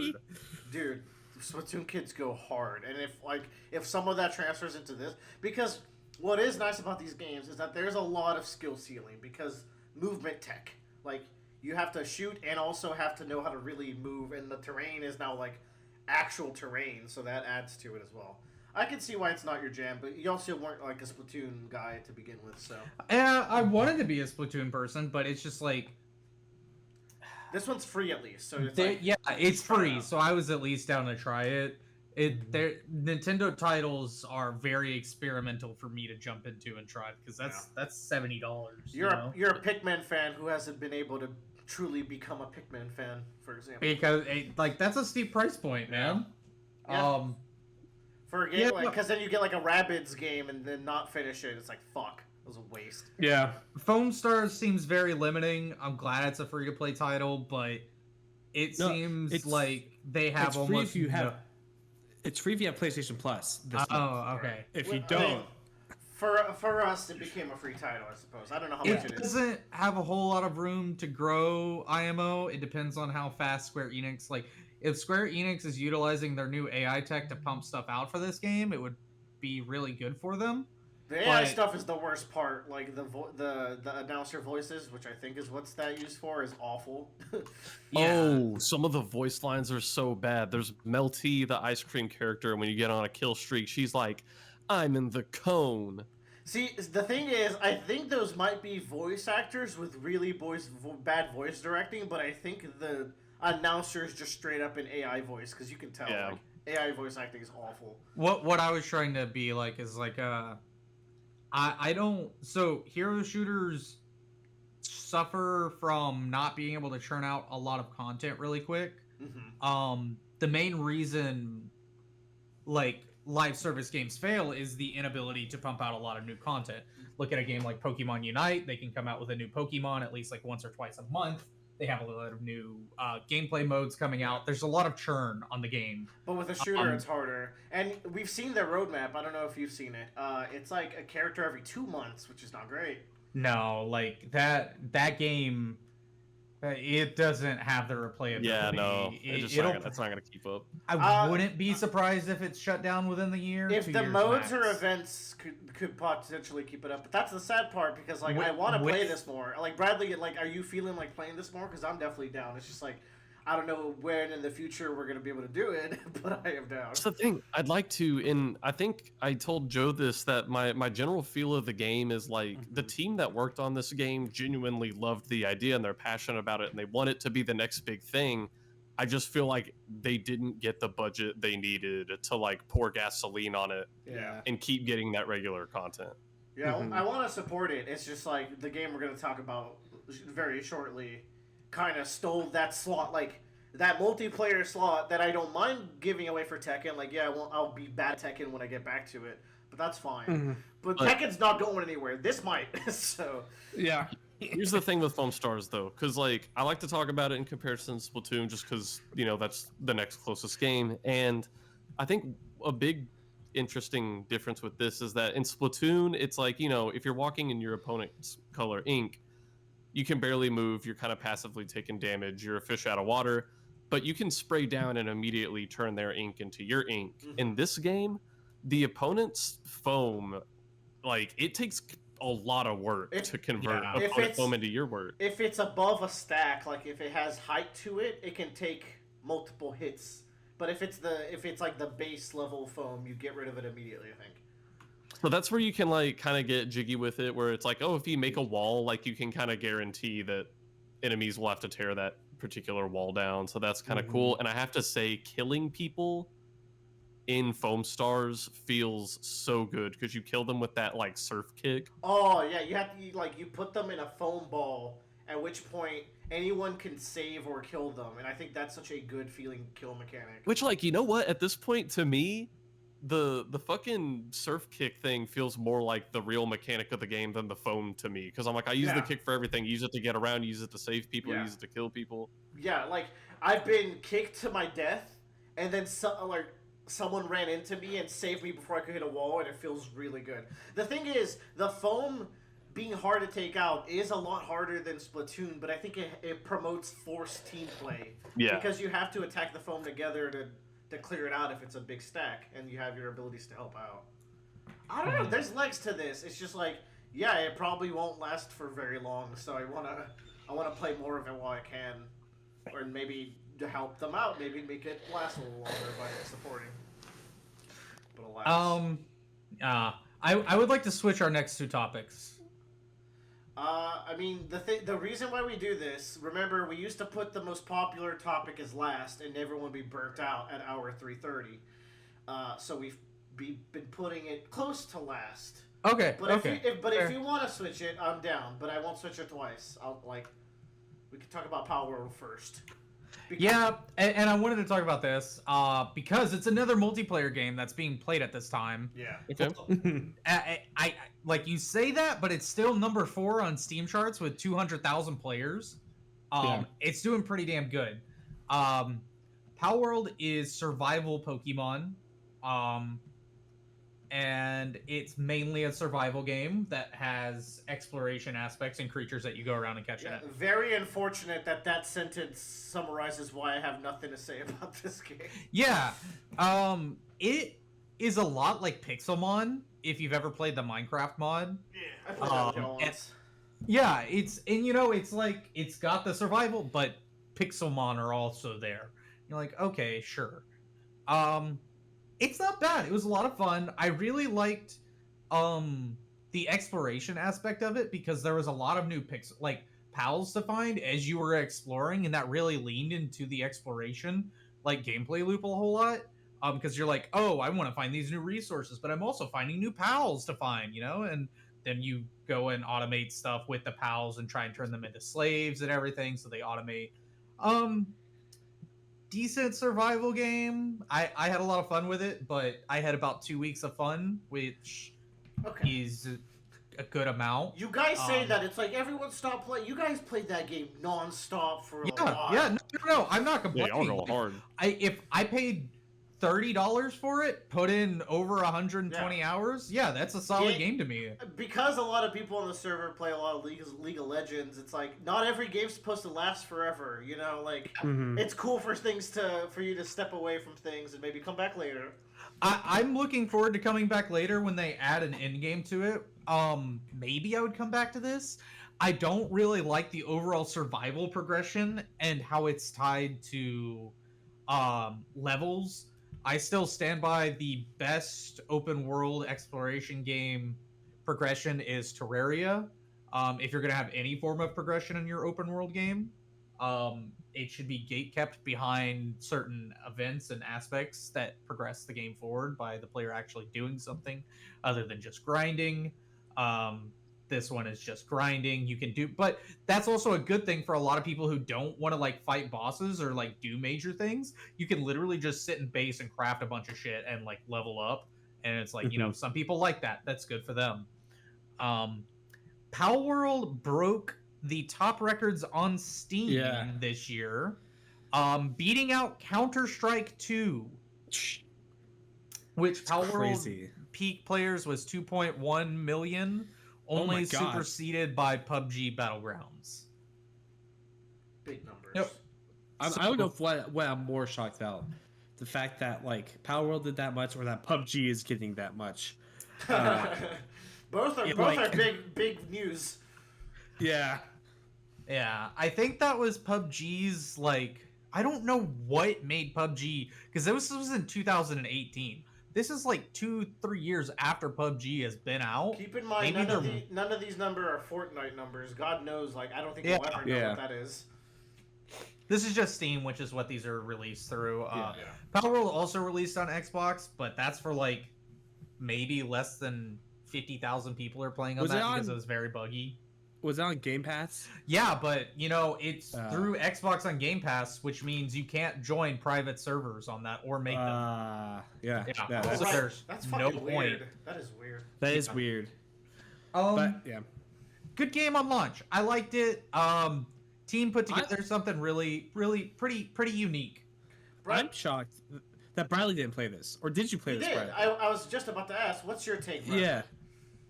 So I didn't play this one. Really? But I gotta say, I think there's a lot of Pokemon-like games, or just creature collection games or whatever. I really like a lot of the designs here. Granted, some of them are straight, that's literally. I'm gonna save that for my bit. I think a lot of them look really cool. Mm-hmm. What was crazy to me though is I would see so many screenshots of people on fucking Instagram or Twitter or Reddit who are all what's Nintendo's answer gonna be to Palworld? And I'm here's the thing, Palworld, it's killing it, like you said, it was super high up in the Steam charts, but at the same time I'm why do they need an answer? It's not the same game. They don't even play the same. Yeah. It's because same theme. Because Twitter people just like to make a hill to fight on. They just like combat. They're shown in battle warrior fights. It's pretty cancer. It's bad vibes. But there was a big controversy, and I do fall on the this game's a little sketchy to me. I would like so. First of all, this controversy that I'm aware of, if you're talking about the AI stuff, Yeah, so started on Twitter, had no verification through any interviews whatsoever. But they haven't denied it, have they? Because I try to find the denial. Because the thing is, the CEO of this company is a huge AI bro, and he went on record to say how easy it is to generate Pokemon designs from AI. Now you cannot AI generate a model. What you can do is steal and borrow models, which is a whole thing that might be happening with this game, but the jury's out. That's inconclusive, but it looks really sketchy as well with some of the models I found. I would say after playing the game, I doubt any models are stolen or borrowed. Like, the entire Pokemon library is available on the internet if you wanted to steal or borrow it. Yeah. But you wouldn't be able to make a successful game and get away with it like that, you know? What do you mean? I mean, they potentially did it. Like, clearly not for everything. But like, my thing is like, okay, so you have this game that's like tongue-in-cheek and potentially, the jury's out, potentially made like AI-generated Pokemon, which AI art is art stealing because it's training itself off of art and then taking those elements and creating a new aspect of it. You're in a dangerous territory. No, I am in a dangerous territory, and the law does not side with me yet. But morally, I think, and by what AI is, it is basically stealing. But it's not the stealing aspect. It's you are still claiming it as stealing is an True. Interesting The thing. Roundabout cast does not condemn blah blah blah blah blah. I'm not on either side, but I think. But it's not even about the stealing aspect. To me, it's about like, no matter how underpowered a Pokemon or like, I don't know, some of the jankier Digimon games of the past, or even fucking Spectrobes, or Temtem, whack-ass Temtem, people put a lot of effort into making those characters. And like, I don't know if that's happening here or not. Even if they're not, like, using AI to generate some of them, like, they're clearly, like, cribbing some of them, and also Totoro for some reason. So it's like, to me, it's just upsetting that video games, which I consider art, by a vast majority of its consumers, is just a product to buy, and they don't really care of like how the sausage is made. And that's made very clear because the consumer doesn't care how much you crunched to make the game. They don't care that you didn't get to see your family. Like, they don't care that you worked 80 hours a week, like hours per week. They just want to get their Red Dead Redemption or their Cyberpunk. And like, that's a whole level of like them not caring how the sausage is made, but they also don't care of like the devs putting their souls into these aspects. And yes, they could have put their souls into the gameplay, but I also heard the gameplay is also like not that different from Ark, so even that's not like super innovative, and then they just threw the guns in. So it's like there is no innovation in this game. So it's like we're at this thing where it's like, I'm glad that the devs put out a banger and people are enjoying it. It's just, to me, it's like, it's just upsetting when like the biggest release is so devoid of art to me. And it's like, but there's a lot of games, but like, even take like a NFL game, like there's something to that about like scanning in the players and like custom, like they have to make a bunch of custom animations every year. But it's like, that's the lowest bottom rung of the ladder. Those devs are still putting in a ton of work, and they're also being crunched to fuck because it's EA or whatever. So it's like, and there's levels to this. So it's just upsetting that like a game so big, no one gives a shit how it's made or the artistic integrity of it. And that's just like the bummer. It's kind of like not necessarily related to how good the gameplay is or anything like that. It's just kind of like a bummer thing to think about. It's just kind of bleak, and that's just, when I think of Palworld, I think it's a boring survival game. I probably would not like it even if I liked some of the designs, and B, it just makes me upset at the game industry. But it's also a $30 game without microtransactions, so I'll give them props there. Yeah, I mean, I don't want to get into philosophy of design too much, but like, there's always the ancient or like old saying of like, good artists borrow, great artists steal, all art is stolen. Yeah, okay, and but you know they're- why they say that, right? Because when they say steal, they're saying I took it and made my own with my own Yeah, skill. like you were just inspired by it. Yeah, I like that color blue. I'm gonna use that color blue. it's like Quentin Tarantino steals art because he makes it his own. Like he has to know how to make it and put that spice in. If you're having like a machine potentially design some of these, and of course they design it, it's gonna come out. Some parts are gonna come out jank, so an artist still has to go through it and fix it, and then someone has to model it, and hopefully it's all, above board modeling. The aspect there is like that's what the borrowing part of it is like. If you don't make it your own, because stealing is when you take ownership of something. But they did, and it's quite blatantly evident because Pokemon would never come close to doing something like this. But you just said they didn't innovate on anything. They like every game mechanic is no game mechanics are innovated at all. But they combined it in a cool way. Yes. Yeah, that is so the creation of something new into game design. And that's true. Yeah, like when you take it is very hard to come up with a unique mechanic that is both A, fun, and B, well received. So in a survival game, like you gotta things, take from the best. Yeah, makes sense. But I don't even know if they take from the best. They really don't actually take from. They take the from Ark. Which Ark is not the best. Like it's one of the most played, sure, but like Valheim has better survival mechanics, I think, because like there's a food system in this game, and they create a food pouch. There's like 5 food slots, but you have to unlock them and upgrade, and like then you have to build the next pouch upgrade so it unlocks the second slot. But you only ever need 1 slot because you auto eat from that slot. And you know what everybody puts in that slot? Fucking berries, because they're so quick to make, they're so quick to eat, and nobody wants to think about eating food as like something that you have to do to keep your stamina up. Peak like, survival. Yeah, like that is a bad design mechanic. Valheim, on the other hand, their food has a range of things. Like your character starts the game with 20 HP, and like X amount of HP is like 20 or something, and then there's like 20 stamina. But when you start unlocking cooked foods like meat and everything, like basic cooked meats will put your health like up to 30. And then as you unlock more advanced recipes, you have to start eating different foods to like, I'm going to go exploring, so I need to eat more vegetables so my stamina bar is higher versus eating more meats than because I don't need a whole lot of health right now. But then you're like, I'm going to go fight a boss, so we need to make highly like valuable meat recipes so I have a lot more health to fight this boss and everything. And I think that's a really cool spin on like a tried and true survival mechanic, which is needing to consume food. Mm-hmm. The point, like, we're at least thinking about it and talking about it. The bleakness to me is like the people just want to consume. Oh, they don't care. Oh yeah, absolutely. No, like it's fucking bleak as hell. Yeah.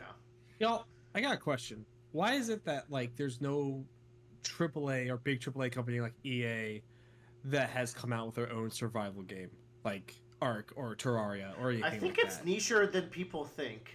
I think it blows up for a while, maybe, but then potentially because nobody wants to compete with the largest AAA survival game in the world, which is Ark. No, it's Minecraft. Minecraft. Right. Yeah. Yeah. Hey, that is an indie darling, sir. Technically, yes. Technically, yes. Technically, what? It's an indie darling. Sure. Once upon a time. Once upon a time. Sure. I guess that's fair, right? Like that is the king. But they're fucking stupid blockmen. Okay, someone does need to just make one where everyone's a hot babe and compete. Yeah, I think it's so wild that like not even like EA or Ubisoft, king of being late to the party, tries something like that. Good old Wild Hearts. Yeah. Ugh, anger. Pirate game. Oh my god! I can't believe that game. I can't believe that game came out, and I would check that out if it wasn't for life being what it is. Sorry, Skull and Bones. If there's a game that's ever in development for more than 5 years, it's gonna be bad. Fact. I got some bad news for you. Tyler, most of the best games you've ever played were developed more than 5 years. Elden Yeah. Ring wasn't. Pretty sure it was. They announced games, but they work they work on games internally for a long time. Let me think. Metroid games they take Mario games take a while to come out, and they're Metroid Prime bangers. 4 is not gonna be good. Whatever, Facts. man. They made Omori and 13 Sentinels were made in 8 years plus at their peaks, so you're wrong. Check. Elden Ring was developed in 5 years, so right on the cusp of Tyler's. Ooh. More than 5 years. Ooh, No, you if say it was that. if it was developed 1 month later, it would be bad, says Tyler. But to counter that, I think it's just time we talk about peak gaming. I'm gonna be honest with Yes. y'all. Okay. Okay. Yeah. God. 7. So okay, it's the hotness. It's the thing that is blowing up the internet. Thank God. You know what? Yeah. Deserved. Mm-hmm. Helldivers 2 came out. Now This is the hard. game that This is the game that I saw. I was like, this is the game I'm going to invest in, and I'm going to want to play. Game of the year Like, 2024. Yeah. Hold on now. Me and Joe immediately saw the vision when we saw that trailer, and I'm glad that like Trevor was already on the Yeah. train. Apparently, there was a Helldivers 1 that no one heard about. yeah. But God, like, I am so happy, and also a little bit frustrated, but more happy than anything. This game is blowing up the way it is. This game, by the way, was in development for 7 years. So, What weird number? Yeah, weird, huh? Okay, Man. sorry. Yeah. If it's been advertised as like a big game, mainstream, like Beyond Good and Evil 2, I have my reservation. That game is not Yeah. real. Her ass is That not game's real. not. Yeah, King- not King's real not real. games. Kingdom Star Hearts- Citizen. Kingdom Hearts 3 came out good, but people weren't ready to accept it yet. But now they get it. Okay, back to the game. Back to But anyway, back to the game.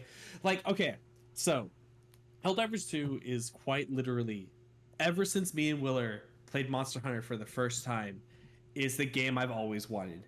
It's a co-op game where you go in, you do a few missions, some side objectives, and you get out, and it's got a concise focus. You have, like, you can drop in and drop out whenever you want. You have a structure to how you progress and what you do, and it's an engaging and fun time. It's like the closest thing I will ever get to a Death Watch game, which is like a faction of 40k that I don't want to get into. Please don't. But like, this game is everything I have wanted from the games industry in terms of a co-op experience in ever, basically. Like, it's just like, this is what I've wanted. I've wanted what's the name of the mode in fucking Halo? Fire Team, Firescape, whatever it is, the Horde mode. It's like, I want that, but I want there to be more to it, like more dynamic objectives, more like things for us to do. I don't want to just sit here and just hunker down and kill things. That's fun, but I want reasons to go outside of our borders and have to like be dangerous and like get into situations and get into shenanigans. And like Helldivers 2 does all of that, and it makes me so happy that it's blowing up the way it is. Thank like, it's God. You know what? If the previous game is bleakness, this is bliss. Yes, and it's $40. That's the crazy part. They could. That actually is pretty crazy. Yeah. It's like, Like, Sony didn't really advertise, like they advertised in the State of Play, but you know how you see a tweet from them all the time now, like that. Yeah. I don't think they realized that this would be something to invest that much power into. Unfortunately. No. Yeah. I mean, clearly It's they give just- them the money to make the game, but Right. It's so good. Like, it's like me and Willer woke up 6 a.m. the day it released, just by like happenstance. It's just we both- kind of a funny story. Yeah, like we were just like, we both woke up. It's like, oh, I'm up. I might as well just check out Helldivers 2. Log in. Oh, Willer's playing. Join into his game. Yeah, let's play like a mission or two. 2.5 hours later, I want to say, Willer. Yeah. We're sitting there like, oh my god, what the fuck is happening? And just going back to like the first time me and Willer ever played a game together, which was Monster Hunter World, and our first gaming session was us falling into Diablo's pit. Ugh. Like, which is just like sticks out in my mind to me. It's like, this is the point where me and Willer like really started to become friends. It's like, a we get bonding. it. You fight Diablos together, and you fall into the pit for the first time in Monster Hunter World, and you're just like, something just clicks. There's magic like, in the air. oh. It's neither one. But Yeah. that emergent gameplay is what Yes. Monster Hunter does so well, and why I love Helldivers so much. Shit just goes wrong. Things happen, heroes are made. You watch Tyler fight off 100 bugs, and he's the only one alive, and he's like cycling through his guns and diving, like revive me, revive me. It's That's great. the thing. My best way to describe this game is like playing this game feels like you're playing a movie, both in the sense that it looks like a movie, but also in the sense that like the things that happen, like I feel like I want to clip every single game of this I play because I'm like I don't want to forget what fucking happened. Yeah.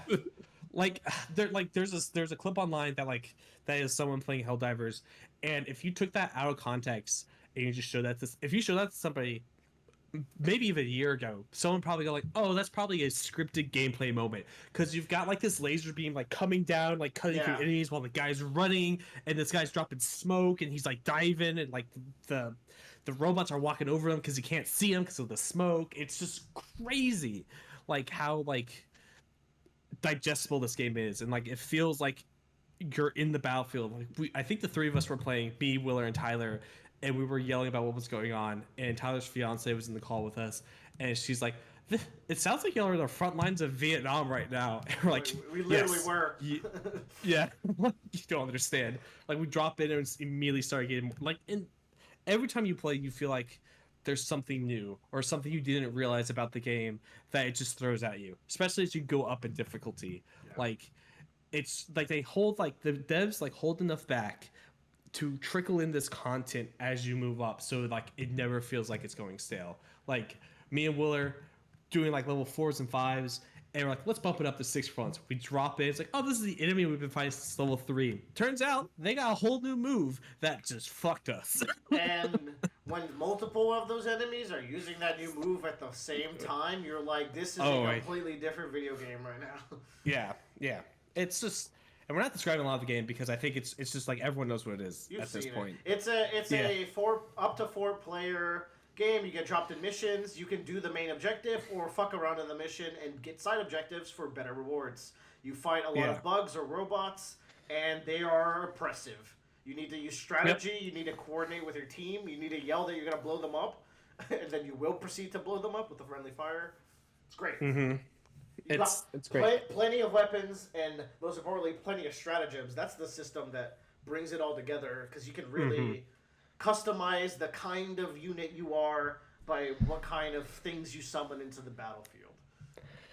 Yeah, it's stressful too, because you have to put in like this Konami Code-esque like sequence to get them out. I get stressed when I play this game for sure, but I love it. Yeah, it's so good. And like we were playing, the 4 of us were playing. I don't think y'all realize this, but like I do like a more of like an airplane kind of build where like I'm running fighters and everything that come down, which is great because like you can use them multiple times, but in order to like rearm them, they all have to go on cooldown. So I brought to one of our missions 2 different planes. I brought the airstrike, which is just a bombing run, and I brought the smoke screen, which is like it makes a smoke screen to like cover your escapes. And we were running away from a fort, and the code from a bombing run is up, down, up, or no, it's up, right for the smoke screen bombardment. The regular airstrike is up, right, down, right. And I accidentally put in the opposite one at the key input, and ended up blowing up me and Bradley as we were trying to run away. Oh my god. It was just like, yeah. Your teammates will kill you, and you have to just take the L. It's funny. It's like, it's how the game operates. Yeah, and that's the thing. Like, you go into that, and that's the expectation. It's like, okay, a quarter of our deaths, at minimum, are going to be from us. That's why you get like 5 per. And like it's just a great time, and it's so hard to like be salty in a game where it's just constantly shenanigans, and everything has like ragdoll physics, so you blow up and you get flown across the map, and it's funny to look at. I got hit with a funny ass bug the other day where I just get launched halfway across the map from a flamethrower. Yeah. Very weird. Yeah. It's just, it's like, it's peak gaming. Like I don't like, it's hard. I don't know how else to describe Tyler, it. you've been It's like, pretty quiet. What do you got to add? What do we miss? Very fun. A little bit janky at launch. yeah. but it's from Success. That's why. The servers Yeah. are slammed. We can't play the game that we love. Yeah. Something that's interesting to me that I hope continues on. They have GM controls over the game. Yes. Yeah, that part is so cool. Which they're gonna be. I like the role playing aspect of it a whole lot. I don't mind being chill. I like getting to go in and you can be stealthy. You don't have to take on every fight. If you're playing in a full stack, you will take on every fight. That's just how it goes. But you can also like utilize the stealth very well. Like we can send The Tyler stealth around is the back. really good. Yeah. Yeah. Tyler I'm sensing some aggression here. So I haven't been playing the past few days because I think I'm kind of upset right now. First of all, it just didn't work this weekend, and I'm playing Elden Ring, and I'm not mad at that. Works out. Yeah, fair. I got to play Yakuza, no problems. Same. Yeah. Same with me. I was just like, I'll play Yakuza Kiwami. We're all good. It's I don't know right now. What do you mean? I don't know. Doctor, you can open up, buddy. What's wrong? Come here. I'll stop killing stuff. I don't want to fight for 40 minutes straight, man. Look, I don't want to be running for my life for 40 minutes straight. If anyone's played with me, there's two lines I say constantly. One, where the fuck are the samples? That's a given. Yes. Line number two is don't fight, run, because you shouldn't fight for 40 minutes. You're just. No. I figured out that you're just supposed to throw shit behind you and pray and run. Don't take extended fights if you don't have to. Yeah. And once everyone's like on that page, you find that like, yes, the scouts will find a group of 4 easier, and mistakes will happen, and you start a fight easier. But it's not that bad to just throw 1 or 2 orbitals and run. And deal with them later. One thing y'all started mentioning was kind of like your character class is defined by like which stratagems you take. Yeah. There's also armor, which I'm liking the aspect. So armor's broken right now. I hope they fix it soon. Yeah. Everybody has like the same strength. Basically, tank build is not real yet. Yeah. Which you know what, inadvertently might be making the game more fun. Because everybody's squishy, everybody's dying at the same rate. Might be making it more fun. Also, the weapons. There's a very clear meta right now, and it's any weapon that has an auto fire to it. That's a primary. Is just superior. The single shot weapons are pretty good, but like the burst weapons, burst feels really bad in the game right now. And I think it's because there's not enough bullets in the burst.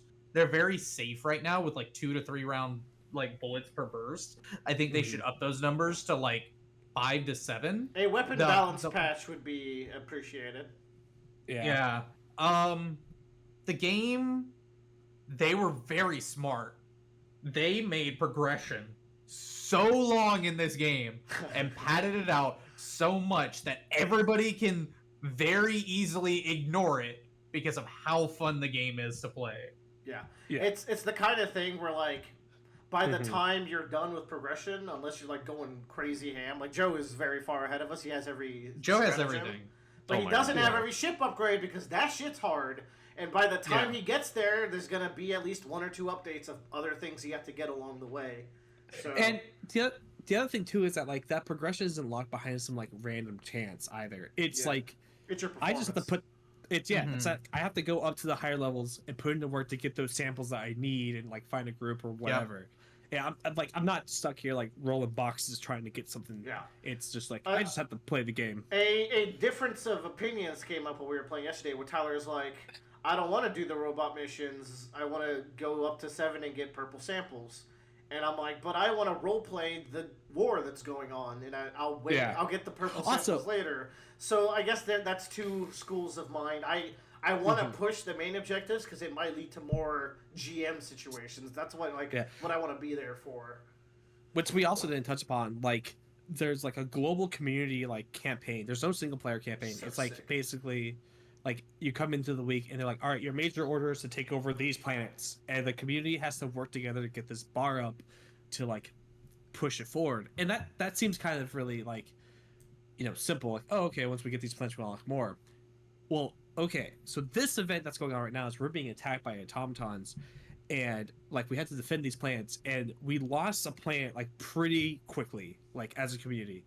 But at the same time, we captured one of the automaton plants, and they sent out an announcement that said like, "Hey, because you were able to do this, you've cut off supplies for the force, so they've ceased attack on this planet and have to redirect the attack to the planet you just took over. So defend that one instead." Good GMing. And I was just like, they "That's made so they made a great." new storyline based off like us. And it also plays along with the servers being borked, so we're losing more than we should. So they're like, "Fuck it, we'll course correct in another way." Yeah, yeah. It's just like, oh, that one instance tells me you can do so much, and just like how the community itself can like drive this story, and like what you can potentially do or what else. Because it could get to a point where there's like, oh, we took all those sectors over. Well, maybe the event just stops and they do something else entirely now, which I think is really really cool. And I will say, like one thing that impresses me with this game is I feel like they kind of have like a big commitment to like making the world within the game feel like a living world where like, you know, if I join someone's lobby, I actually see my ship fly over to their fleet and join it, which by the way, I also appreciate that they do that, but also it's extremely fucking fast to get in someone's lobby. When it works super well. Oh, also, the procedural level, they use procedural level design in this. It is very well implemented. Top Like notch. fucking It's good crazy stuff. good. And like, you definitely go after the same layouts of like buildings and stuff, but like no map feels the same. Yeah. At least from what I've experienced. They do a lot of elevation stuff, which is really cool. Yes. And then they can. It feels. I don't know. I would like to see their procedural generation code. Give us a GDC talk about their proc gen for their planets. That would be sick. Yeah. Bradley, you were talking about the lived-in world. I think you had something else to say. That and also, you know, that community campaign you were talking about. I just think, like, you know, you get an alert from Twitter, but it's like that's like an actual broadcast from Super Earth. And they roleplay it. They roleplay it that way. They sure like do. It's so cool. The patch notes and whatever, the notes are played out as like a commander. Another thing is you go to your store and there's fake reviews. The game has a great sense of humor. Oh my god, it's so good. The game is a satire on like super bureaucracy democracy. And apparently the more you dig into the lore, the more like those elements are apparent. But it's just a very funny game in both gameplay and how you get mutilated by your pals, but also just like everything surrounding it. The tips constantly make us like giggle. It's good stuff. So it also funny. feels badass. Like the loading screen is just so cool. Like, What if, like, for the future of the game, they implemented like boss battle? yeah. Where like you have to raid a bug nest and there's like a giant queen inside of it. 24, 64 something players against like a big Tyler. war. I know. I want a giant lobby. Yes, Joe. Why are you spoiling Helldivers 1? Like, Oh, stop it! Enough of this convo. I don't want to know anymore. I don't know about Helldivers 1. I'm just saying what they should do. I'm very excited for the Futures game. I really dove into like what Helldivers 1 was. Like, Joe really reads the learn about spoiler game. scans. We wait for the official. No. But I do my research about the game previously. So I was like, what is this game about and like what they happen? I'm very excited for that third faction. I think Willer's gonna really vibe with that third Don't faction. tell me nothing. I have no idea. Oh, dude, the fact they're making more factions is gonna Can't be even crazy. imagine what the faction Also- would be. Yeah, me neither. And I'm excited. That's the other thing too, is that there are two like enemy factions in the game, and they can play completely fucking different. One's That's like the other thing. all melee and acid, Yeah. and the other is like fucking War. rockets that one-shot you. Fuck the rockets, by the way. So speaking of, like, so the company is like, they're like in an interview, they're like we're really inspired by like you know D&D and Starship Troopers and Games Workshop. I'm like, oh, that's really interesting. I want to show y'all this image I'm posting in midcast chat. The thing on the left is the Hulkbuster from the game. And the thing on the right is the Redemptor Dreadnought from Warhammer Now 40,000. that's stealing, my boy. Is it Like- stealing? It doesn't have a claw hand. No, there Exactly, is one with and the- that's why it's stealing. They made it their own. But the thing is, Willard, Joe, you notice Yeah. on top of the Hulkbuster, the little like flag post thing that they have? That's hang some on. Warhammer as fuck shit. Hold on. He's gonna review. Actually, guys, I flipped the images and I tricked you. Yeah, no. Let me. So that's the newer version of the Dreadnought, essentially. Let me bring up like an old version of the Dreadnought because okay. In the Here, we'll go meantime, while you bring that up, I just want to quickly bring up that I like how the battle pass is handled in this game. It never ends. That is what I want from a battle pass. That is cool. Let me buy it and then do it on my own time so I don't stress out about playing your game. Because if I stress out about it, I'm just going to stop. So don't do that. Yeah. Yeah, so here is... Oh, hold on. My computer is fucking with me. Here is the old artwork, and I've seen this before on models, but here's an old artwork for an older Dreadnought. They have those fucking banners on the back of them. Oh jeez, my ears. Hold on, and then let me type in Chaos Dreadnought, because there's the evil faction in 40K, and they have the spikes and skulls that the other Terminators have as well, or the other the other automatons have, because the automatons are really scary because they get skulls and whatnot and post them and have them as part of their base. But the point being is that both of these factions are they feel so different, and you feel you have to take an actual different strategy to approach to fighting. The automaton forces their factories that make them are really vulnerable to airstrikes and orbital bombardments because they're just buildings. But the bug stuff is underground, so they're a little bit more covered and don't really. So you have to expose yourself a little bit, quite a bit more actually, to take out their encampments. Yeah, dynamic and but yeah. Joe's role playing the automatons right now for a sec. Give him a sec. I'm back. So yeah, those are, I think, our major thoughts on Helldivers. Like Bradley alluded to. Yeah. I don't want to show our hand, but this has to be collectively the game to beat this year. It's pretty fucking fun. Yeah. It's more importantly, it's a game we all like, which is the criteria to be a front runner for Game of the Year. Now, I imagine 3 to 4 games I might personally like more, but we'll have to see if that's a fight I can win. Yeah. So my idea is, if we can remember this, we just place this as number 10. And when we get to top 10, it becomes is it better than Helldivers, though? And then we just gauge everything versus Helldivers until it's either number 1 or whatever it is between that range. That might be good. Fun little gimmick. But then, the even better scenario is that somehow over 10 obviously better games come out this year than Helldivers. And we're like, well, shit. Can you imagine? I guess it's not even 10. That would be a blessed year because this game rules. So Switch 2 launches with new Mario title, Game of the Year. Oh, Pokemon gets time to make their game. Yeah, and of course, I think the only overall problem we have with the game is there's just major server issues right now. And they just forgot to make some mechanics work at all, but that's a minor. Yeah, armor that's rating fair. thing is kind of crazy. How the fuck does that happen? I don't know. It must have been some weird code, but I think they're so focused on getting servers back up, which is definitely the priority. Yeah.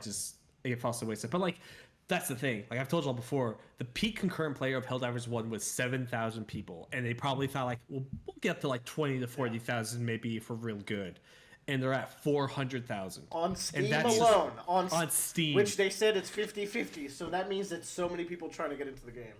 Yeah. Hey, their next game is going to be off the chain.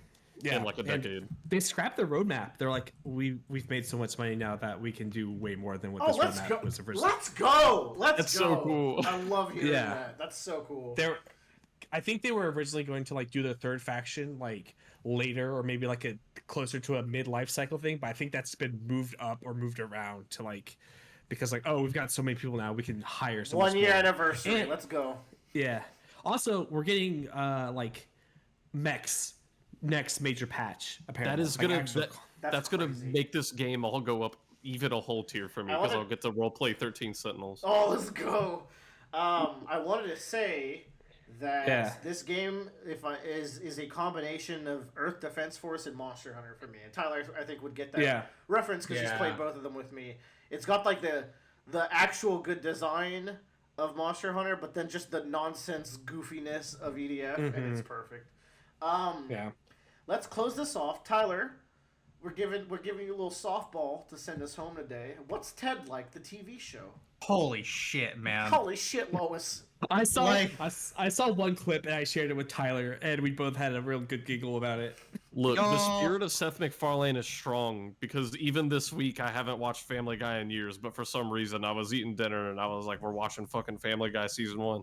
Jesus. The fucking like it's true. It's full powered Seth MacFarlane. Like imagine Trained. watching Family Guy Back for when it the was good. first time, Mhm. but now you're an adult and it's Ted. Like it's Ooh. really good. It's wild, and it's not even that wild. It's pretty grounded. That's the Right. thing. That's the thing I liked about Ted, as I recall, is that like they played the bit well. It's Yeah. played so well. The guy who plays Matt the- Damon's character. yeah he's a really good actor. It's They not. just Hold all on. have It's not Matt Damon. It's No. other guy. No, it's Matt Damon's character. Is what I was Yeah. saying. What? It's not Ted's Matt... owner. Ted's owner is not Matt Yeah. Damon. No, it's Oh, Matt no, Damon's character. No, Hey, no, it's no, Matt it's Damon's not. character. No, it's Mark not. Wahlberg. It's the Mark guy. Wahlberg. Yeah, it's the Yeah, guy there who you go. hates It's Filipino Mark people. Wahlberg. Yeah. The other Matt Yeah. Damon. There you go. It's the other Matt Damon. It's Mark Wahlberg. Anyway, the kid who plays John Bennett's really good. Yeah. He's got like a stepsister that's in the show that's really fun. And like Where's that going? in the like one of the first few episodes, they're like Ted has to go to school because he shot the TV because he found a shotgun in the closet. He made a slip and slide and then used the shotgun to shoot and propel himself across the slip and slide. Oh my god. And then he carries it. He's like, all right, I'm going to do it again. And he starts walking down the slip and slide with the loaded shotgun. And then he slips and drops it and it shoots the TV. So the dad's like, you're going to school now.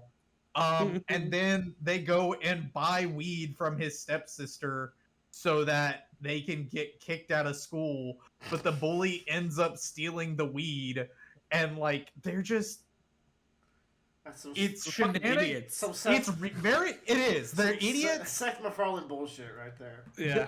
They feel like realistic shenanigans that you would get to in high school a little bit Mm-hmm. of just like wild stories that would happen. You're like, oh, dude, remember that one kid? Yeah. They have Ryan an Teddy Bear School. they have an episode where they pretend to be John's bully's dad. They're like, they found out he doesn't have a dad because he walked out, so they pretend to be his dad and they start prank calling him as his dad. And they're like, oh yeah, we'll meet you, son, like come here. And then they're like, oh no, actually I don't want to meet you because you're fat as fuck. Got his ass. It's extreme. I was laughing my ass off. It's fucking funny as hell. Seems It's because- Ted. Yeah. Because the thing is, like, Family Guy just stops trying at a point, and that's where I tap out. But I like early Family Guy. It's like when But Yeah. there's a okay. moment where the soul leaves and the animation changes, and they stop putting music in scenes. Like You can just just just protect watch all out the for those music in moments. all the music in Ted is also Family Guy music. It's Oh, just no those way. trumpets and horns just going around the whole time. Yep. The mom and dad are hilarious characters. Like I thought the dad was gonna be abrasive, but then they completely changed him in episode 2. I was like, all right, cool. He's just an idiot. Lovely. Like he's like a Republican dad. The show is also set in 1992. So it's also American Dad at the same time. Lovely. No. The dad is like your average Republican redneck dad. Like he just no thought, full emotion. My wife works at home, sort of thing. I Yeah. work hard, 60 hours a week. Yeah, I love putting dinner Stan. on the table. It's good. It reminds me of like one of the funniest episodes of Family Guy that I've seen in the last few years. They made an entire episode without cutaway gags. Ooh. And they're just like, what if we took all the cutaway gags out of an episode? How funny could we make it? And I was like, Revolutionary. that was like one of the funniest fucking episodes I've seen since I was a child. Every time I sit down and watch Ted, I start wheezing with laughter on the Aw. verge of tears. I'm gonna have to give this a try. Bradley, yeah, like Dude, y'all can't binge this in one sitting. You have to watch it, and you're just gonna die laughing. I'm down. Bradley's gonna get I, shrifty and die to this. Yeah. I watched one scene that was like Ted and his owner get high, and they're like, you know, the song "The Monster Mash" isn't the I watched actual that Monster episode. Mash. It's a song about the Monster Mash song, but not the actual song, but the dance that they do to the Monster Mash. And then they come up with this whole plot about making the original Monster Mash for. That's good. It's just- That's a really Yeah. good plot. That's And good. later on in that episode, so how the show works now is it always opens with them getting high in his bedroom before they go and interact with his family. And at one point, you can tell they're high, and they've got like the Monster Mash verse on a poster board drawn out. And they've got these circles, and they're like, Oh, see, yes. we've been living outside the Monster Mash verse, and we need to bring the rest of society into the Monster Mash verse by creating our own the original Monster Mash song. Is this on Hulu? Is that where it's at? This is on Pirate Peacock. That Shit. Ah, I see. It's on Pirate that Yeah. shit. Got it. I mean, Yeah, I've been using a legal website that is on the internet to watch it. Yeah, No snitching. yeah. All right. Yeah. Do not use Peacock. Would not recommend. All right. Well, that covers us today. I think we've gone on plenty long. It was a good catch up. yes. It's been a while. Yes. I will release the hounds now. Goodbye. Goodbye. Yeah.